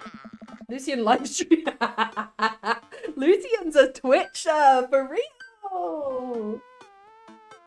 I'll always play that for Pale. Hey! Oh, thank you for the mini, Johnny. It's been a year, Daddy. This entire day is beyond me, but otherwise it was a fun day. That Damien's guy is quite a character. I mean, he's really good company and a surprisingly diplomatic dad. I dig its style. You know what? Me too. How did we do? Date complete! Full score on Poe. Rank A, let's Simply go! a majestic evening. Welcome. You've got dad. You've got dads! Just got back from work, long day, and audit season, so I have my head stuck in records of the last 7 years of proof of deliveries. Oh, that sucks. Oh, Craig wants us. Hello. Hey, buddy. So, I have a favor to ask. Robert invited me over for dinner. And I know it's kind of a faux pas to invite another bro, but I've known this guy for years and I still can't get a good read on him. And I know it's going to be super awkward if I go by myself. Will you please come with me? Egg, egg, egg. Water. Sweat. Brow. Whatever daddy wants, daddy gets. Whatever daddy wants. That is my voice Whatever for daddy Robert. wants, Yeah. daddy gets. Johnny, that's my voice for Robert. I love food. I especially love food that's free. And you know why you're sweaty, and I don't know why you're sweaty over cooking, but sure. Yeah, dude, I'm down. Thank you. I really hope that's a sweat of relief. Yes, I do. Fail. That doesn't sound too bad. I could definitely go for some free food. But why is Craig being so apprehensive? Does he know something about Robert that I don't? I hurry up and reply before my dad's brain can work itself into a paranoia spiral. Yeah, dude, I'm down. Thank you. Craig and I decide to meet up before heading over to Robert's place. They're giving me so much Craig content. There he is. Craig's waiting on my porch, bottle of wine in hand. Hello. Bro.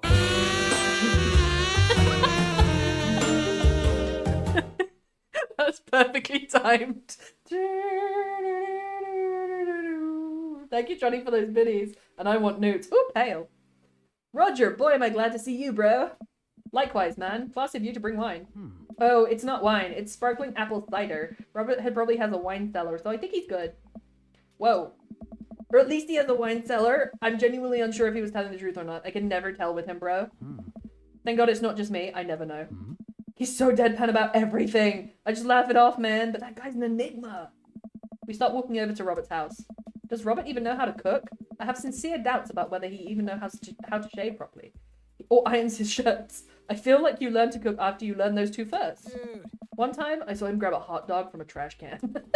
I mean, it was at the very top of the trash can, like sitting above it. But still, if he were on trial, I think the jury would define that as in the trash.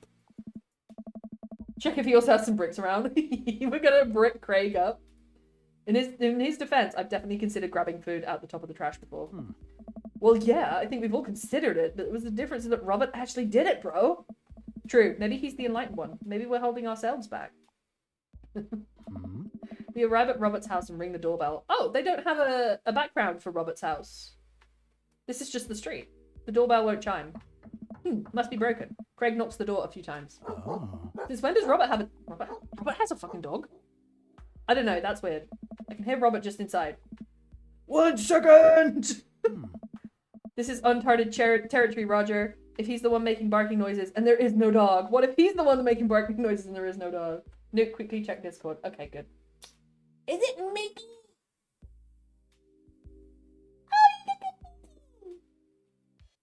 I can never eat my dessert the way he's peering over your shoulder. He said, what are we having? He's so sweet. His little paw. Oh, he's coming in. He's coming in. He's going to get in that pot. He's going to sit in it. Oh, he's so sweet. Oh, he's trying another angle. Oh, what a cutie boy. I love him. It's not a dog, it's Joseph. It's Joseph in a dog suit. Don't say that. We're not even inside yet. Finally, the door opens. Robert looks a little surprised to see me. Hey. Roger, didn't know you'd be tagging along. I don't know. Did Craig not tell Robert I was coming? Come on, Craig. I can leave if there's not... No, it's fine. Come on in. Okay, so there's an interior for his house. I mean, it's messy, but I like it. We enter Robert's living room, which is surprisingly really nice. Super messy, but still nice. Make yourselves at home. We can still hear barking from the other room. I didn't know you had a dog, bro. Oh yeah, that's Betsy. I have to put her up when guests are over. She'll calm down in a bit. Oh. What kind of dog is she? Oh. Pitbull. Rescued her from a dog fighting ring a few years back. She hates strangers. If I let her out right now, I would probably have to take you both to the ER. Craig and I make eye contact. I fucking bet you $10 million that is a chihuahua behind that door. The head bonk though, for real. Why did you make me imagine that? You're welcome, Bubba. Nikki really giving me a bonk. Oh, okay. Anyways, dinner should be ready in a minute. I hope you guys like ossobuco. Robert leaves the room, presumably to go to the kitchen. Craig leaves in and whispers. Was the dog fighting thing real, or was he kidding? I don't know. What's ossobuco, bro? I don't know. Did he make up that word? Until I have ossobuco in front of me, I can only assume so. I love them. Their friendship's great. Or a poodle. We sit in silence for a second, taking in Robert's living room. Are we about to get sawed? Oh. Nah, usually you wake up in those situations. We voluntarily walked into this one. Robert finally walks into the room, carrying 3 paper plates of steaming food like a waiter. I don't have a dining table. Don't trust them. So we're eating here. Hey. Also, I don't have real people plates. I hope that's okay. Robert sets plates in front of us at the coffee table. I still can't tell. It looks like meat, maybe. Lots of sauce. I can make out some vegetables. I think there might be rice, but it could also be pasta. Guess there's only one way to find out. Take a bite. Hey. Oh my god. I take another bite. The medley of flavors in this dish is amazing. The meat is so tender, and the risotto, I think that's what it is so creamy. Robert, this is really incredible. You cooked this? I fished it out of a dumpster behind a restaurant. Or at least I think it was a restaurant. Nice. Can you believe people throw this stuff away? I almost gagged. Oh. I'm kidding. Which I love you, and how much you love me, and how hungry I am, and how good that creme brulee looks. I look over at Craig, who looks wary but still has his mouth full. He gives Robert a thumbs up. I'm glad you like it. Oh. Where did you learn how to cook like this? Worked at a restaurant in Spain for a hot sec. Is he messing with us? I decide to play along. You lived in Spain? Oh. After I dropped out of college, I went backpacking through Europe, crashing on couches, sleeping in hostels, wherever. Totally broke. I worked at a couple of odd jobs wherever I could to scrape together some cash. Hey. One night, I'm eating dinner at this little restaurant just outside of Madrid. I go to pay and I realize I spent the last of my money on booze the night before. I'm in the middle of ditching when the manager catches me and puts me to work in the kitchen. Oh. Long story short, they end up liking me so much that they offer me a job. Why not, right? Started living with some distant relatives on my ma's side. Oh. Over the course of 2 years, I worked my way up from busboy to sous chef. Learned a lot. Craig and I wait for the punchline. What night watchman did he swindle to get back into the States? Who did he con in a game of poker in the back room of Speakeasy for safe passage in the crew quarters of a cargo ship? Hey. Anyway, I still love to cook. I don't know what's real anymore, but the food's so good and I kind of don't care. That's amazing. It really is. To be honest, I wasn't exactly expecting gourmet cooking here, especially not served on paper plates. I don't care about presentation. If the food is good, it should speak for itself. This ossobuco is screaming for itself. And paper plates are just as good as regular plates, if you double them up. Hey, is it bad if I ask for seconds?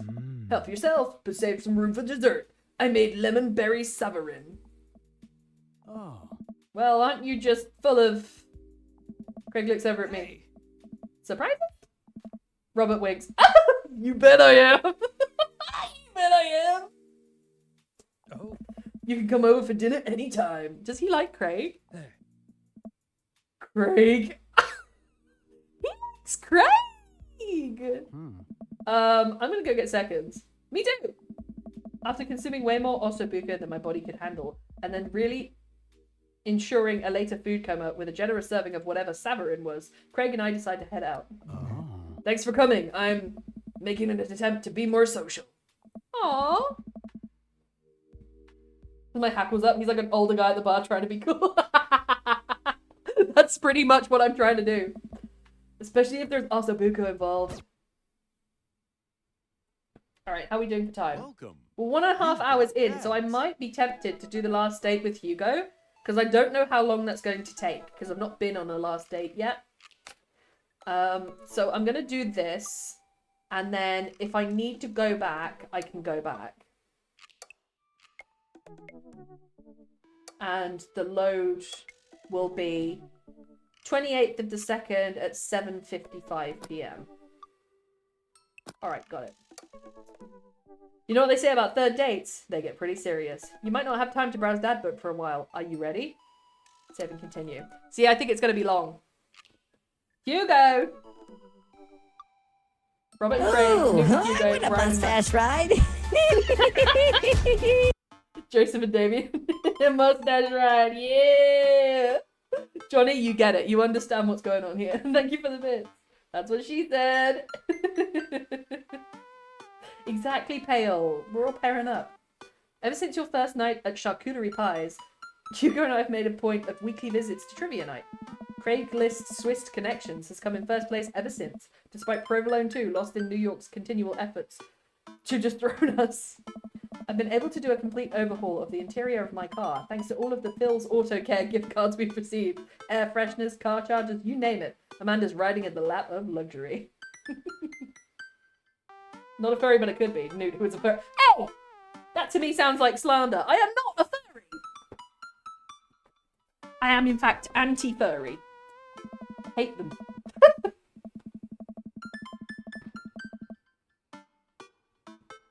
Me too. I'd be like, I love you. Mickey be like, okay, now give me food. Lies.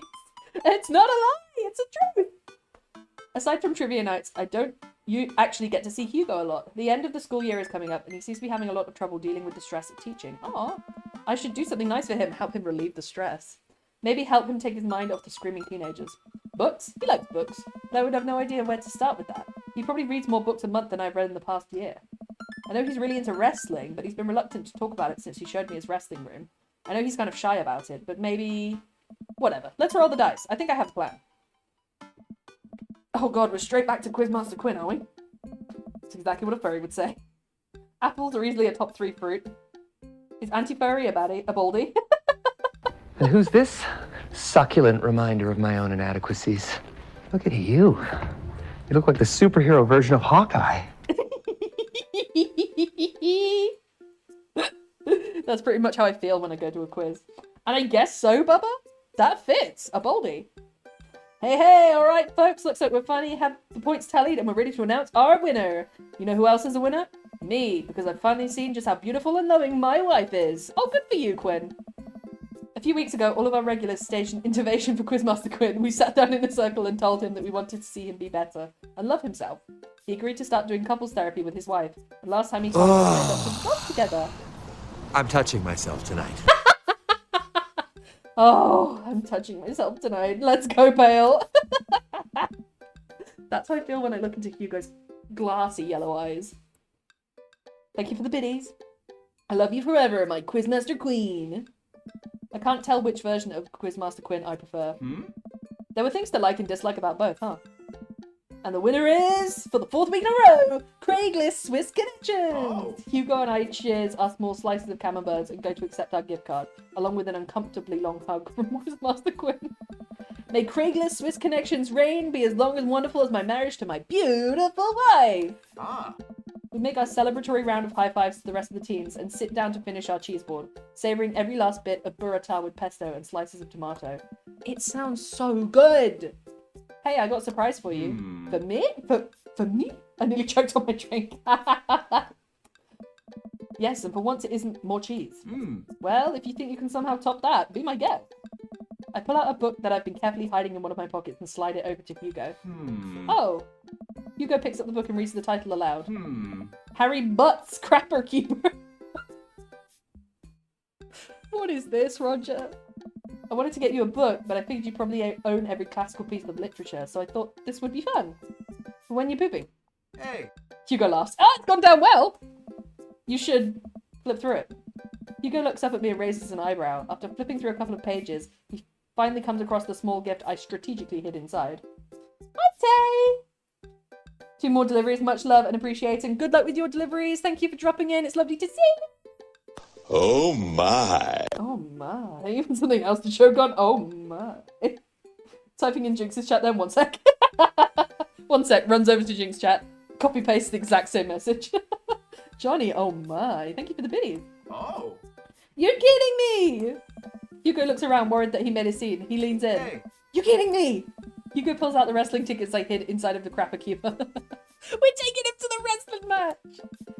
This is the World Federation of Wrestling Power Slam series. You've been working so hard lately. I thought you'd like them.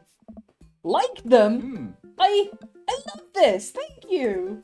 But wait, there's two? Yeah, I figured we could go together. What? You'd go with me? Oh my god, he's so cute. You'd go with me? Heck yeah. I need you to explain the finer points of wrestling to me though. Hugo gets up, walks around the table, and effortlessly picks me up in a big bear hug. Oh my god, I'm getting everything I ever wanted. Things are getting spicy over here. I bet they are, Jinx. Totally did. Pets channel updated. Oh yeah, Bubba. Let me see. Let me see. Let me see. I didn't get a notification for that. You snooze, you lose. Oh look, he's all scratch the butt. I agree. I concur. Scratch the butt. Fail. Has he been this strong the whole time? Hey. Thank you. I let out a little squeak to sort of say, you're welcome. I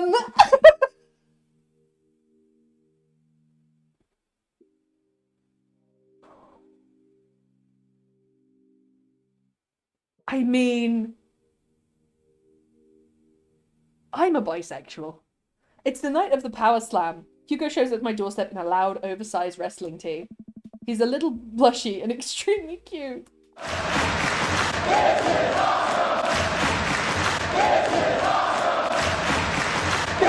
Awesome! I thought that was the game. Thank you, Johnny, for the bit. Spiciness, but also need Hugo. We drive about an hour to another city for a big event. Hugo spends the entire ride teaching me the basics of wrestling and the terminology I need to know. So, it's fake, right? No, it's fixed. Yes and no. Where wrestling and the act of hurting another wrestler is fake, the work requires remarkable athleticism and oftentimes results in actual injury. Loads of people getting hurt, sure, but not in the way we're led to believe. Historically, wrestling as we know it today was created by carnival workers to fix gambling, and people who actually believed it to be real would bet when these matches were called marks. That we know that is technically fake, but still choose to suspend our disbelief makes us smart marks. Oh. So I should be watching this for the acrobatics. Oh. And the tension and the drama and even the storylines. I think that anything or anyone can tell a good story. You just have to look for the story. Even something like what we're about to experience will tell a phenomenal, sometimes understated story despite the ridiculous premise. Wow. Oh. What? I just really wouldn't have pegged you for a huge wrestling fan. Well, I'm gonna peg you later. Hell yeah. I also think that's so embarrassing that he should pull it off. It's such an embarrassing shirt. Let me take it off for you. Of course he likes muscular, sweaty men. You, my husband alone. Nobody does. I get it. I'm the button-down teacher type. I like poetry and art history. I write dissertations on heavy tomes by Russian authors for fun. But I like wrestling. It's a big part of who I am because it's considered kind of lowbrow. I feel like I can't share it with anybody because they'll just make fun of me. Till now? Hugo smiles to himself. Till now. Oh. Well, I'm gonna peg you later. Perfect, quote 185. Thank you very much. Hugo and I enter the stadium and are directed to the upper level. After grabbing some snacks, we make our way up the set of stairs. The further up we go, the more my heart sinks. I thought we had gotten good seats, but at this point the ring looks like a postage stamp. We finally settle into our spots and wait for the match to start. I'm sorry, I thought I got us tickets on the lower level. I look over to Hugo, who apparently didn't even hear me. He's vibrating with excitement. Oh, my boy! I'm back! Oh my god, we're marrying Hugo. Oh. This is so cool! I guess he doesn't mind. I have to admit, I've been too embarrassed to come to one of these since I was a kid. What's there to be embarrassed about? Everyone here loves wrestling. Plus, who are we even gonna see that we know? We're like an hour out of Maple Bay. Oh. I guess you're right. So what do we have to look forward to tonight? Oh man, the lineup's stacked! All of the matches are going to be great, but the one I'm really looking forward to is the Eastern Dragons match. The Eastern Dragon? Yeah, he used to wrestle as Pablo Escobar, but I guess eventually had to change it. Wrestler names are weird. He's actually an Iranian guy from Utah. Oh, so that's what your shirt is from. I see that. Pablo Escobar. Genuine wrestle boy. Yep, I've been following the guy since his debut in an indie wrestling league, and it's been amazing to see him rise through the ranks into the professionals. Who's he up against? The corporate shill. Technique-wise, I don't think he's that good of a wrestler, and I don't think that the fans like him. Certainly an interesting character, though. Oh. The stadium lights dim and the crowd starts screaming. Butt rock blasts through the sound system, and some pyrotechnics go off around the ring. Ladies and gentlemen of the sold-out crowd in Mill Creek, Massachusetts, who's ready to power slam? That was my best attempt at a WWE person. Joseph immediately pulls up. I wouldn't put it past him. Mary's one of the wrestlers. Hugo and I scream. We watch two wrestlers, the Southern Dandy and Johnny Snowman, walk out to even more butt rock. The Southern Dandy mixes and drinks a mint julep in the ring before the match. The crowd eats it up. The Southern Dandy's from Maine. Is Johnny Snowman not from the North Pole? He's from Georgia, actually. After a long match, Johnny Snowman, who's dressed up like a muscular elf, does what Hugo calls a German suplex on the Southern Dandy. What did I just watch? I don't know what's happening, but this is amazing. Kill him, Johnny! Kill him, Johnny! Elbow the heck out of him, Johnny. Show that Southern Dandy some North Pole manners. Johnny Snowman does indeed elbow the heck out of him. That's gotta hurt. Oh god, is he okay? Wrestling is a sport of communication. All of these guys train together to know not only how to perform moves, but how to respond to them. It allows them to look like they're being hurt, but only be kind of hurt. The crowd cheers as Johnny Snowman pins the Southern Dandy and is announced the winner. The next match features a wrestler named Generation Y2K, who comes out looking like a hipster barista. He takes selfies with fans on the way up to the ring and pauses after everyone to post it to his Instagram. He's really playing up the millennial thing, huh? He's sort of the boogeyman to the old-timer wrestling fans. His opponent, the old-timer, walks out. Oh. The crowd seem to be divided in who they're rooting for. The old-timer pulls some pretty sweet moves after he takes the walking cane out from under the stage and beats Generation Y2K over the head with it. Up against the ropes, Generation Y2K blinds the old-timer with the flash on his camera phone and is able to pin him to win the match. He takes a celebratory selfie with his unconscious opponent. Forgot to say, there are game versions of that Too Hot to Handle show, but I think they're mostly mobile games, not PC. Ooh, Vexy. Go old-timer! Damn it. During a break, Hugo and I leave to get refills from the concession stand. We wind our way through the clusters of wrestling fans and get to the line. So, what do you think of this so far? It's just okay. It's actually really cool. I'm glad I'm here with you. Oh, I'm glad I'm here with you. The wrestling is cool, but I really like seeing you so enthusiastic. It's... Don't say hot. Don't say hot! Cool. It's hot. Oh, he loves it! Little blood. I love lagging so much. It's so fun. You know, I'm kind of surprised. I was sort of expecting the crowd to just be a bunch of aggressive, sweaty, older guys, but it's so diverse. I've even seen a bunch of families with their kids. Everyone looks super happy to be here. Oh. Oh yeah, that's how I got into wrestling. When I was a kid, my dad used to take me and my brothers to matches all the time. There's one gaggle of kids loitering in a corner that are exceptionally loud, even over the din of the stadium. Looking closer, I can't help but feel like these kids seem familiar. Shit. Oh god, I know these kids. They're Hugo students. Shit, shit, shit, shit, shit. Think they're more risque than this? Is this a third date? It is indeed. So, don't turn around when I tell you this, but some of your students are here. Hugo immediately tenses up. Oh my god, I can't let them see me here. They'll never listen to me ever again. I position myself between the kids and Hugo, hoping that I can act as a human shield. I glance over the group of children again, and I recognize that Colin kid. He kicks one of his friends in the shin and laughs. Uh-oh. No! I'm sorry! Man, that Colin kid is a piece of work. Colin? If he sees me here, he'll never let it go. He's a master manipulator. It's happening! What's happening? We have to get back to the relative safety of our seats. What's the plan? This is a sneaking mission. Create a diversion. Just walk back to your seats. Well, we're gonna get caught if we just walk back. This is a sneaking mission. We're gonna be sneaky if we're gonna get back in that ring unscathed. How quiet are you? I've gotten pretty good at sneaking up on students who are texting under their desks during class, so I can be pretty quiet if I need to be. This is just a Friday game, so this kind of games are fun. Oh, absolutely, Bexy. Let me screenshot it. I'll put it on my list of games to play.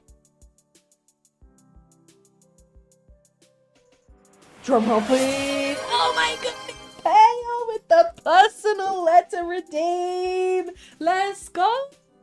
First of all, well done. That shows a considerable amount of effort watching my channel. And second of all, please DM me privately the address you would like me to send the letter to. And I will get that done for you. Fanfares for Pale, absolutely. Hype up for Pale in the chat. Well done. Uh-oh, nude it's happening. I realise what you were going after now. Well done, that's amazing. Holy cannoli.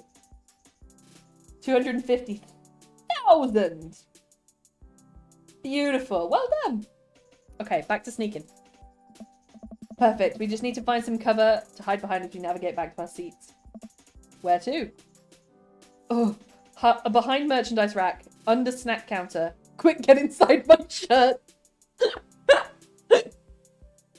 The temptation for the inside the shirt is really, really strong. Yay, Pale! We got promise to add a return address. That way I can send a letter back. I need to get a P.O. box. Under the snack counter. I hop over the snack bar and hide behind the legs of a guy working at the counter. Hugo stumbles after me, knocking some ketchup bottles onto the floor. Hugo! Cashier stares down at us bewildered. I put a finger up to my mouth as the universal sign for, please don't tell on us. The guy shrugs and goes back to work. Did we do it right? Hugo and I sit down and breathe a huge sigh of relief. Whew, that was close.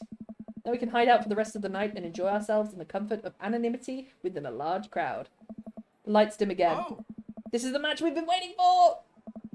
The corporate shill walks out to the elevator music. He's wearing a three-piece suit and sunglasses. Once he gets into the ring, he takes off his sunglasses and rips the sleeves off his suit jacket, flexes his arms for the crowd. I can see why you like it, Hugo. One of the people from his entourage produces a graph chart and sets it up in the center of the ring. The corporate shill grabs a microphone. I got a message for the Eastern Dragon! If you refer to the graph in the center of the ring, you'll see a quarterly prediction of how much I'm about to kick your ass! The whole crowd erupts. Now if you'll direct your attention to the Jumbotron! We all look up a PowerPoint presentation entitled Kicking the Eastern Dragon's Ass, Key Performance Indicators. The corporate shill takes a laser pointer and gives a lengthy presentation on just how and why he will defeat the Eastern Dragon. He showcases several well-utilized clip art graphics. Sorry for the late response, but yay, Pale. No worries, Lady Megora. Yay, Pale. Pale gonna get a letter. That was informative. The lights dim again and pan flute music plays. I think it's a pan flute? I'm actually not sure if I know what a pan flute sounds like. The Eastern Dragon walks out to cheers from the crowd.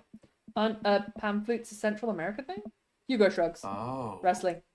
Hugo's locked in. We don't need to bother him right now. I'm on 91.9, and that's still loads, Lady Megora. You have to remember, Pale's got like over a year on you. The Eastern Dragon stands outside the ring and grabs a microphone. Corporate shill, it's nice to see you again. More cheers from the crowd. That was a good presentation. The clip art was a very nice touch. He points to the corporate shill menacingly. I'm looking forward to a nice and exciting match. Crowd doesn't really know what to do here. He's not the best at trash talk, but I promise he's one of the most talented wrestlers you'll ever see. The match starts, and it's just as exciting as Hugo hyped it up to be. The Eastern Dragon performs some ridiculous aerial stunts that make me concerned for his safety. He does what Hugo calls a moonsault from the top rope to the corporate shill. The air in the stadium is electric as these two athletes lock arms and try to demolish one another. I can't help but get into it. The corporate shill pile drives the Eastern Dragon. I can see why you like it, Hugo. Who looks passed out in the center of the ring. He climbs up to the top rope and motions to the cheering crowd. Oh no, he's about to do his finishing move. The corporate ladder. The corporate shill poses at the top of the ropes. The Eastern Dragon still isn't moving. Could this be the end of his young career? Get up, Eastern Dragon! You can do it, Eastern Dragon! The corporate shill launches off the top rope in a huge arch. He brings his elbow down on the Eastern Dragon with full force of a Fortune 500 company. The corporate shill pins the Eastern Dragon and the match ends. Hugo sinks into his chair. Man, he should have won that! Not 30k, just 30. Bale, you made the sacrifice. All those books. I sit down with Hugo. What a match. Oh. It was amazing. I think I'm a fan of wrestling now. Hugo looks over to me and our eyes catch. I'm glad. The event goes on and we have a little downtime before the next match. We decide to just relax in our seats and avoid the middle schoolers. It's unlikely that they would ever notice us in the upper level nosebleeds. I look up at the Jumbotron. Oh, hey, they're doing that kiss cam thing. Hugo's so getting seen. I'm sorry. It zooms in on a bunch of cute couples who all do quick smooches to raucous cheers from the crowd. Aw, that's so nice.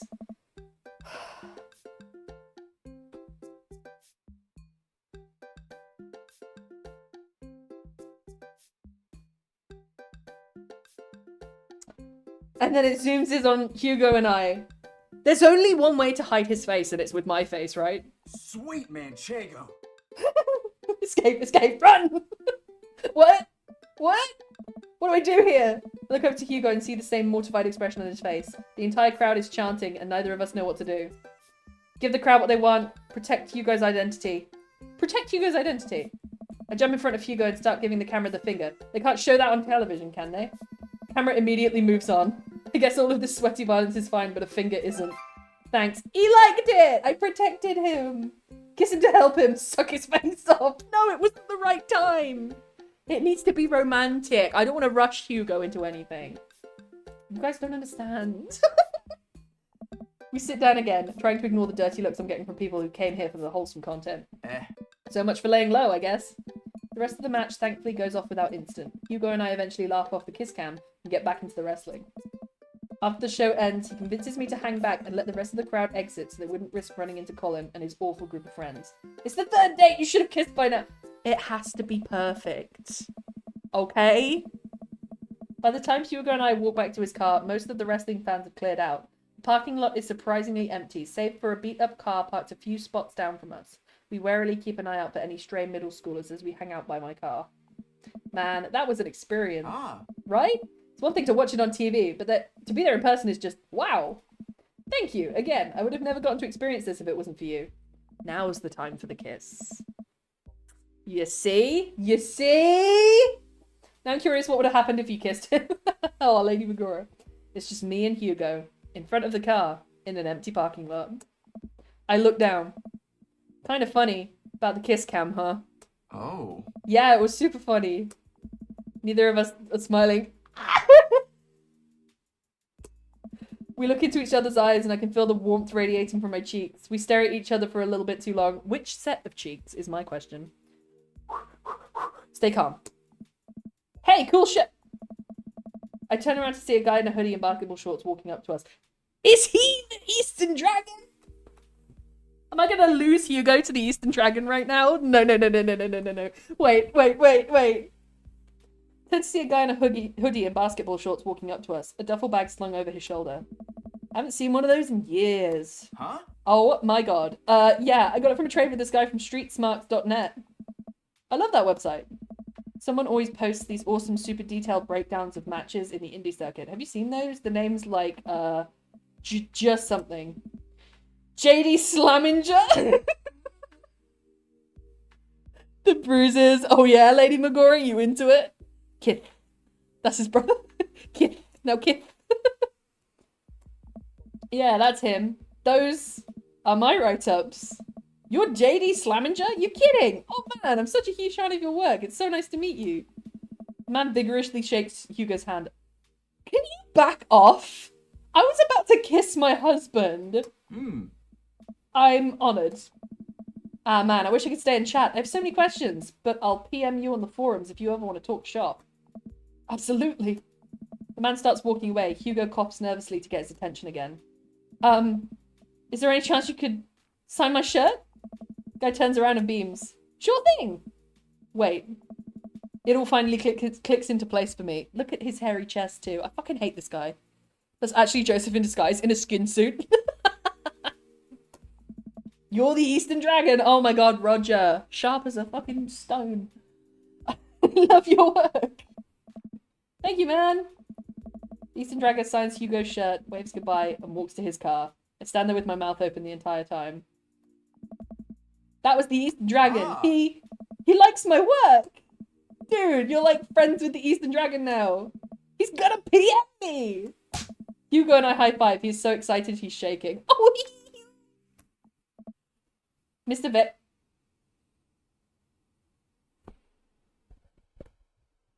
Deny. Run. Mr. Vega? Oh, man. Run. Colin and his cronies just pop up out of nowhere. Oh no, here we go. Huh? Colin, nice to see you and your friends all the way out here. What are you doing here? I don't see a library anywhere near us. I don't know. Don't you badmouth a fucking library, Colin. Don't you test me. I will come through that laptop. I will come through this screen. Own it, Vega. Fight, fight, fight. I was watching the Power Slam series with my friend.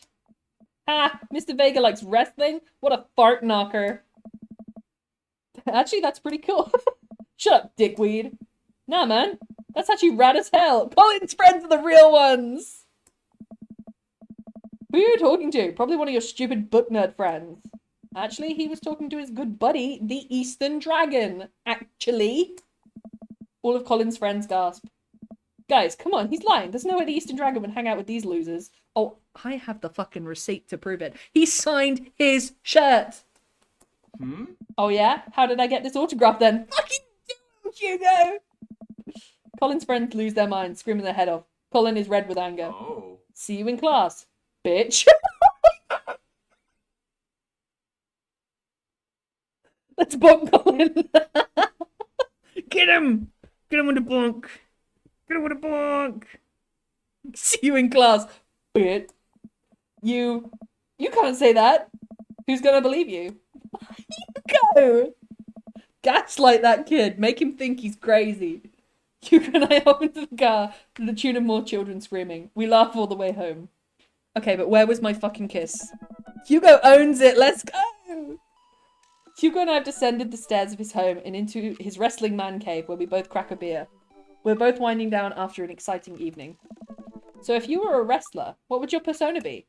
Hugo answered it immediately. Yes. JD Slaminger, my forum name. I gotta represent my literary roots. My costume would be a tweed coat, and my finishing move would be a catcher in the eye, where I poke the opponent's eyes out and call them a phony. He's given that some thought. Oh. Wow, I've given it a lot of thought. What about you? I would be Bomb Clancy, Mario Brutali, Dad. Dad. I don't even wrestle. I just throw dad puns at the opponent until they submit. Nice to meet you, Hungry. I'm Dad, you know? I'm just now realizing that I don't know any actual wrestling moves. You know, I could teach you.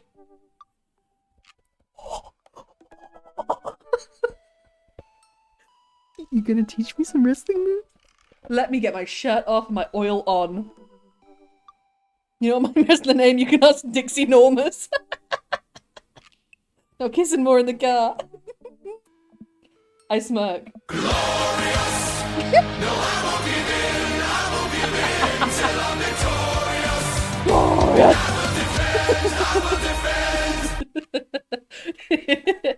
Perfect, Johnny. I love it. Thank you for the bits. Wanna have a wrestling match with me, Jinx? I'll bring the oil. I'm game. Hugo and I square up. We're doing it now? In the center of the room. Ready to go at it. Oh. I'll go easy on you. On Dad? Absolutely not. Before I know it, I'm on the floor. Hugo wraps his legs around me and squeezes. I can't move. And happily so. This is a figure 4 leg lock. If I were applying full force right now, you would be in extreme pain. He effortlessly twists around again and grabs my arm. Good lord, he's strong. Any movement on my end is useless. And this is an arm bar. You're, pretty good. You can tap out anytime you like. Oh, I don't want to tap out. I'm not going to be tapping out. Pale! Quote 186. Beautiful. Newt and I still need to spar. We do! Not a chance. Hugo flips me around one last time on top of me. He hooks his arm under my leg and presses his body down on my chest. And this is me pinning you. Our faces are inches apart right now. I can't tell if I'm breathing heavily because of physical activity or because of something else. Go for it. Tap out, you coward. Oh! I lean forward and kiss Hugo, who seems just as surprised as I am. I pull back, a little embarrassed, but he kisses me again.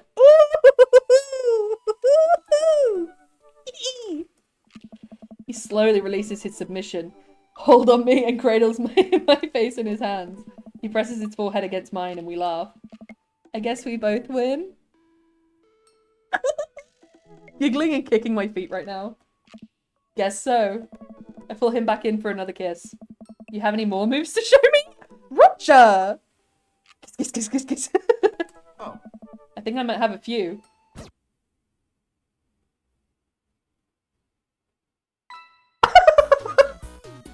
Hello! I'm gonna have a go at you for coming home late. You think so? No, I'm gonna come home early the next morning. Hugo knows how to treat a man right. We're having breakfast in the morning. Do-do-do.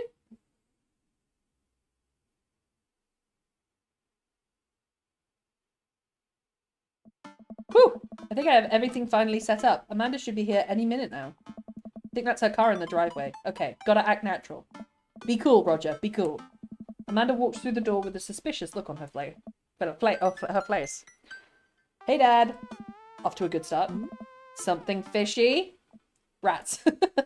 What? No, you asked too many questions. Sorry for 3 Idiots Defense. A life of crime is finally catching up to you. I tried to send him in a different direction, but but even I'm no match for the power and funding of the US government. Well, if they think they're going to take me alive, they got another thing coming. I'm kidding. You're right. I have a little surprise for you. Yeah, I can tell. You're very bad at lying. Amanda, my dear, would you care to join me in the kitchen? Father, it would fill my heart with glee. I lead Amanda over to the kitchen table where a present lies covered under a tablecloth. It's nothing special, but I wanted to get you a little something. You graduated high school last week, and I know you told me not to make a big deal about it, but... Aw, Dad, you... I dramatically whip the cloth off the table. Amanda's jaw drops. No way! I figure you probably won't be able to get cable in the dorm, so I thought it would be nice to take a piece of home with you. A DVD box set of Long Haul Paranormal Ice Road Ghost Truckers. This is all 19? And bonus material, including commentary with actual ghosts featured on the show. Dad, I love this. Thank you. She gives me a big hug. I'm glad you like it. Hey, you want to hang out with me in the backyard for a bit? Toss the old pigskin or something? Totally. I follow Amanda to the back door. Oh! Everybody's here, okay. You told me not to make a big deal, but you seem to have forgotten that my entire mission in life is to make a big deal out of your accomplishments. So consider your graduation party. Oh! Surprise! Dad, everyone's here! Well, yeah, everyone wanted to come and support you. Is that a mac and cheese bar? Sure is. Fully customizable, down to the type of mac. And there's ice cream cake, the good kind with the crunchies in the middle. Remove the kids of the gangbang begins. No jinx! I don't know what to say. Don't say anything. Just go have fun with your pals, alright? I'm so proud of you, Amanda. Amanda smiles and runs to her friends, leaving me with a lot of men to satisfy. I should make the rounds and make sure everyone's having a good time. But first, mac and cheese. Roger! Why is Quizmaster Quinn here? Fuck off. Quizmaster! What's your real name? Hey, hey! Who's ready for a crazy graduation party? You don't have to be on right now, Quinn. It's just a party. What do you mean? It's the, You know what? Keep that energy. Hold it close. You deserve it. Just like me and my loving wife deserve happiness, right? You know it. Food eaten off the semi-lurk. Let's go, Pale. Roger! Brian, you made it. Ah, I don't pass up on good mac. What do you think of the party? It's not bad. Brian, just not bad? Yeah, it's just not bad. Don't let him bait you. Don't let him bait you. Thank you for the lovely compliment. Daisy trots up. Hi. Amanda's dad. Hey, Brian's daughter. See? See how that feels? This is a really great party. Thank you so much for inviting us. You're very welcome, tiny child who knows how to pay a compliment. Make sure they're all satisfied except for one of them. Bubba. Not Joseph. Not against Joseph. Joseph could be a very nice lover. We never know. Brian and I lock eyes. This isn't over. Hey, bro! Bro! Oh. This is a real rager, taking our older age into consideration. I'm trying to be in bed at a reasonable hour tonight. Don't make me go too wild. Hey. Don't worry, dude. I'll keep an eye on your fruit punch intake. You know, I'm really glad we're bros again. Let's hit the gym sometime soon, huh? Sure thing, dude. Briar and Hazel peek out from behind Craig. Hey, little ones. Hello. Hiya. Thank you for all that ice cream cake. Wait, girls, how much of that did you eat? Briar ate 4 pieces. Ask any witness. No, I didn't. Hazel ate 4 pieces and wants to pin it on me because we look alike. I have a face. No one will ever believe you. Law accurate identical twins. Oh boy. I'll let you guys figure this out. Good seeing you, Craig. Let's hang soon, yeah? Hey. Joseph could also be buried in the ground where he belongs. Totally. Tell Amanda congrats for us. Oh, here he is. Here he is. Looks like you've settled into this neighborhood quite nicely. Yep. Couldn't ask for a better cul-de-sac. Well, I'm glad. Hopefully we'll see you at more church events. Fuck off. We've got a big schedule planned for the rest of the year. Sure thing, Joseph. And maybe if you aren't doing anything later, we could... I jack off to his face daily. Okay? Don't tell his wife. Don't tell his wife. I do it all the time. Johnny. The kids know how it works. The kids get it. Don't tell his wife. Don't tell his wife. We could hang out sometimes. The fact that he's still trying to flirt with me when he knows that I'm Hugo's. He's a homewrecker. He's a homewrecker. Perfect timing, right, Pale? Sure, Joseph. That would be great. Well, see you later. Hey. Robert gestures vaguely to the snack table. Good stuff. Yep. See you later. Hey, man. Matt. Let me know when Amanda leaves to college. I'll have a fresh batch of Right Said banana bread ready for her. Thank you. I know she'll love that. What a splendid garden party. My deepest thanks for extending an invitation to my son and I. This icebox cake is divine. Yeah, thanks, dude. Good cake. Thanks for coming by. Hey. Turns to see Ernest looking like he has something to say. You call me Dad, Ernie. Nah, fuck him. Hey, Ernest. Thanks for being nice to my dad. Oh, Ernest. Whoa. People are really mean to him sometimes. I'm your father. Nuh-uh. The fuck you mean, nuh-uh? The fuck you mean, nuh-uh? I am your father. Thank you, Johnny. People are really mean to him sometimes. I mean, I guess I am too. But, he seems happy when you're around, so, that's cool. Not the Jinx and hopefully me, wait. Bubba? How have I not heard that before? Fuck you mean nuh-uh? Doth thou tempt me? That's cool. Oh, geez, Ernest, I don't know what to say. You know, I think people got you pegged wrong. You got a soft side. If you tell anyone I told you that, I'm gonna set your trash can on fire. There it is. Also, you don't know me. Before I can respond, Ernest walks away, a cloud of vapor trailing behind him. Well, that was at least a little pleasant. As the party starts to wind down, I take a seat on our back porch step. The sun is setting and everyone seems to have eaten their fill. Amanda wanders over and sits down next to me. Killer party pops! What can I say? I was inspired. So, I also have something for you. That nuh broke me. What's a bad dragon? Fail. Fucking help.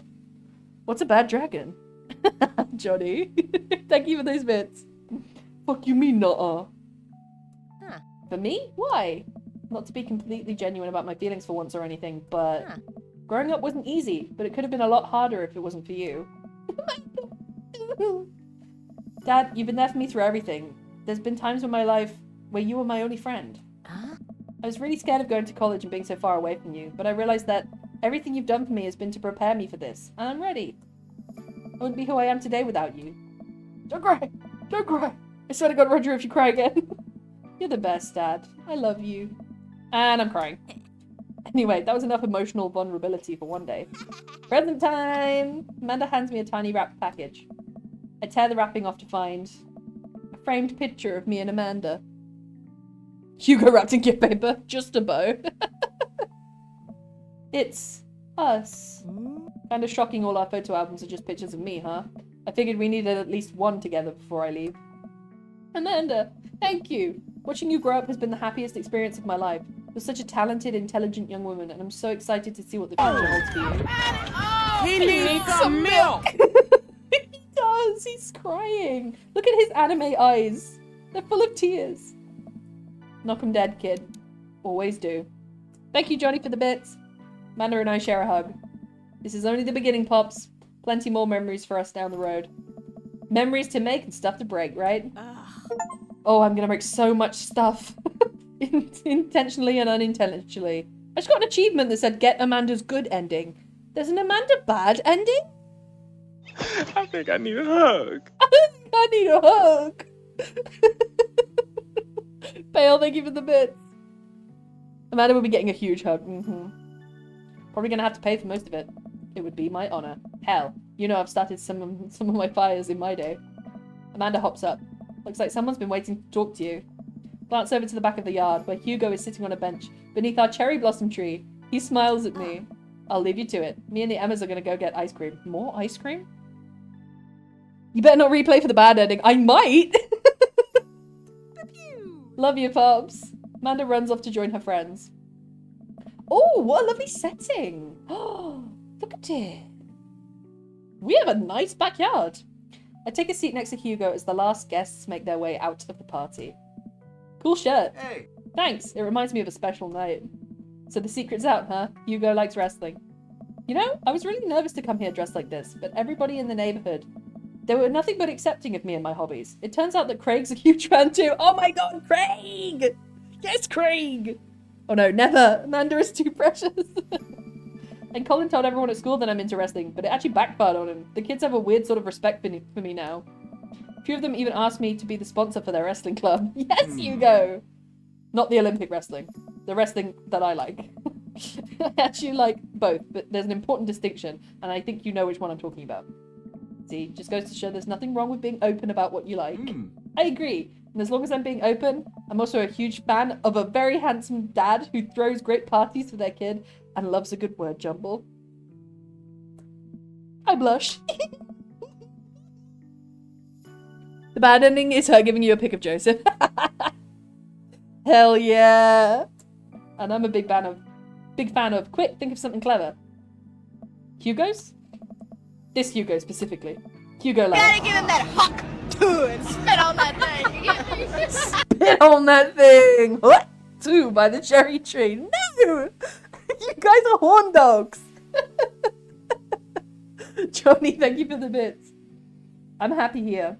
Me too. Hugo and I watched the sun dip below the horizon together. Hey, think maybe later you could show me some new wrestling moves? Oh. Roger, how about I show you my pump handle pile driver? What did you expect? Can't help but giggle. What's that? Ah. You'll see. Hugo! You dirty Betsy! You not met me? Of course I am. Oh my goodness! So that is the end of our third date with Hugo, which is... Baby, bye, bye, bye.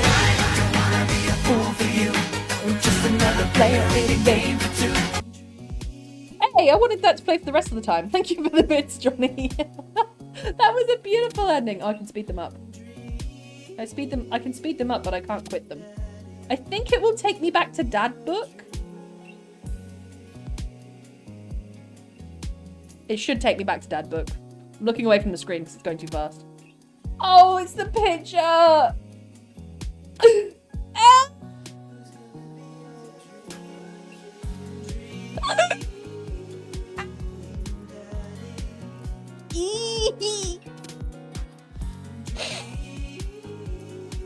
I'm fine. Oh, Jesus, hello. Oh, hello!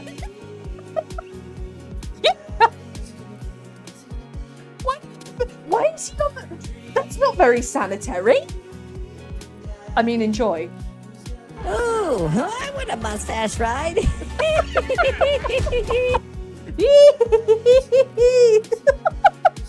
Johnny, these are so perfectly timed. He's everything I expected him to be. But why in a room full of cheese? It really makes you want a supportive dad. Oh, yeah. Okay, so that's Hugo done. And it's taken me back where? Dream Daddy. I'm gonna be a dream. Will it take me back to Dad Book?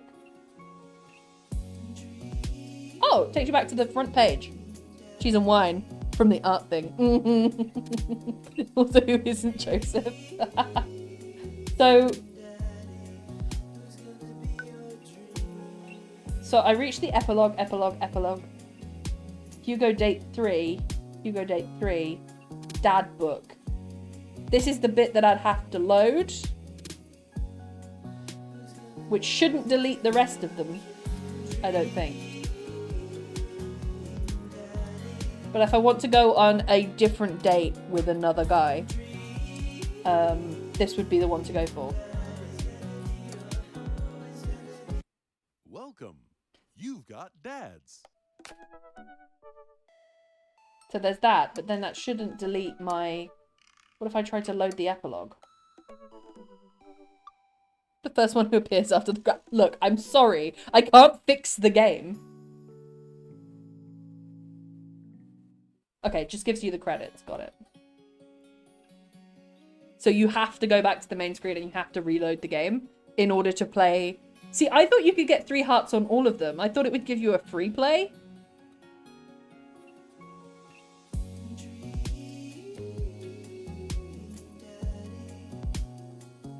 I'm sorry, we're gonna have to see Hugo in the cheese again. I'm honestly more tempted by that baguette bread.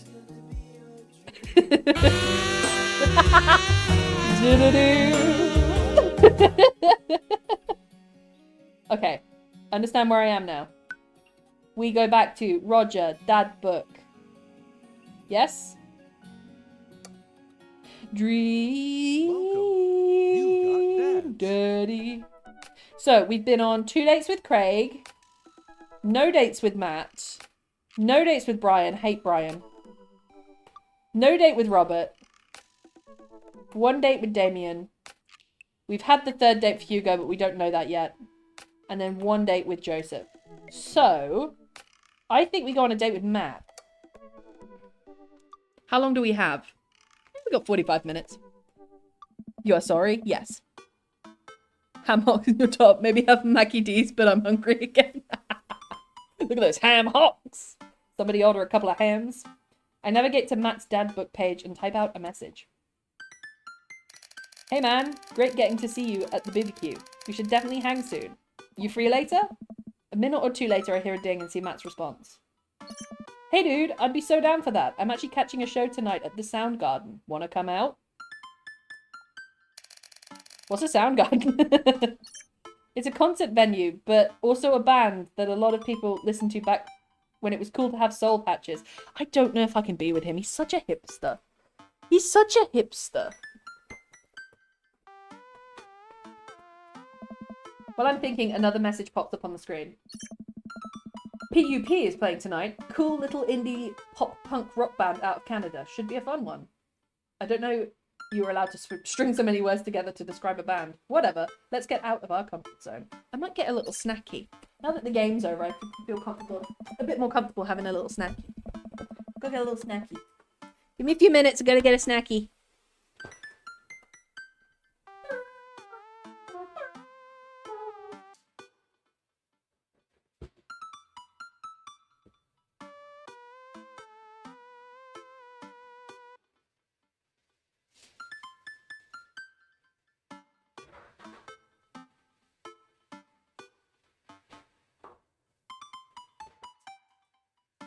Supposed to be ordering food with Bestie tomorrow. I'm kind of tempted to order food tonight as well. There's not a lot of food in the house. I've been left in a food desert. I don't know. I mean, there's enough to feed me. But not much.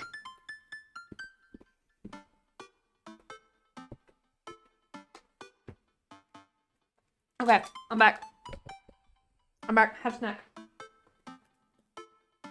I like music though. It's okay, Bubba. We're still going on the state. I'm scared of Joseph. Hey, I can't guarantee no Joseph content because he likes to show up on the dates that I'm on with other men, but I won't go on another date with Joseph. Hell. Joey doesn't share food! Joey doesn't share food. And I kind of ate a lot of food today. Sort of. It's more like a reasonable amount of food. Thank you for those biddies, Johnny. Does Johnny share food?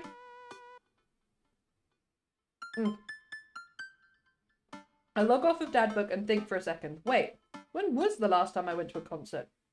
I mentally backtrack decades through memories of denim jean jackets and moral panic over teenagers turning to the occult. Oh god, I had a mullet back then. Oh god, I thought I was cool. Oh god, other people thought that I was cool, thought it was cool. I finally remember the strange 80s prog rock I used to listen to. I mentally envisioned all of their airbrush vans in the parking lot. Man, how did anyone survive the 80s? Okay, so I haven't been to a concert in a long time. What do you even do at concerts now? I'm going to shower things. Oh yeah, Bubba. Well, enjoy. Did you also have a reasonable amount of drink and medication today too? Drink, no. Medication, no. Food, yes. Only with my daughter. Oh. I spent most of the day pacing around the house and thinking about my relationship with coolness. I mean, I always thought I was cool. At least relative to a bunch of other dads my age. Especially fucking Joseph. Dad, what are you doing? I look over and see Amanda at the door. Just getting home from school. Anyway, what's up? Amanda, how do I be cool? Let me put on a pot of coffee first. This is going to be a long night. No, seriously. Matt invited me to a concert, and I don't think I've ever been to one since you were born. Aww. Yeah, you have. You took me to one when I was 12, remember? I'm suddenly overwhelmed by the memory of a sea of screaming preteens. Oh god. I tried so hard to forget. The one where I had to camp out with you in line so I could get a good spot, and then you cried and screamed the whole time. Dad, it was so much more than that, and I'm not even ashamed to say it. You're not ashamed? You seemed pretty ashamed when I found all those drawings you made of the dancing boys kissing in your traffic keeper. Yeah, well, you didn't even find the good stuff.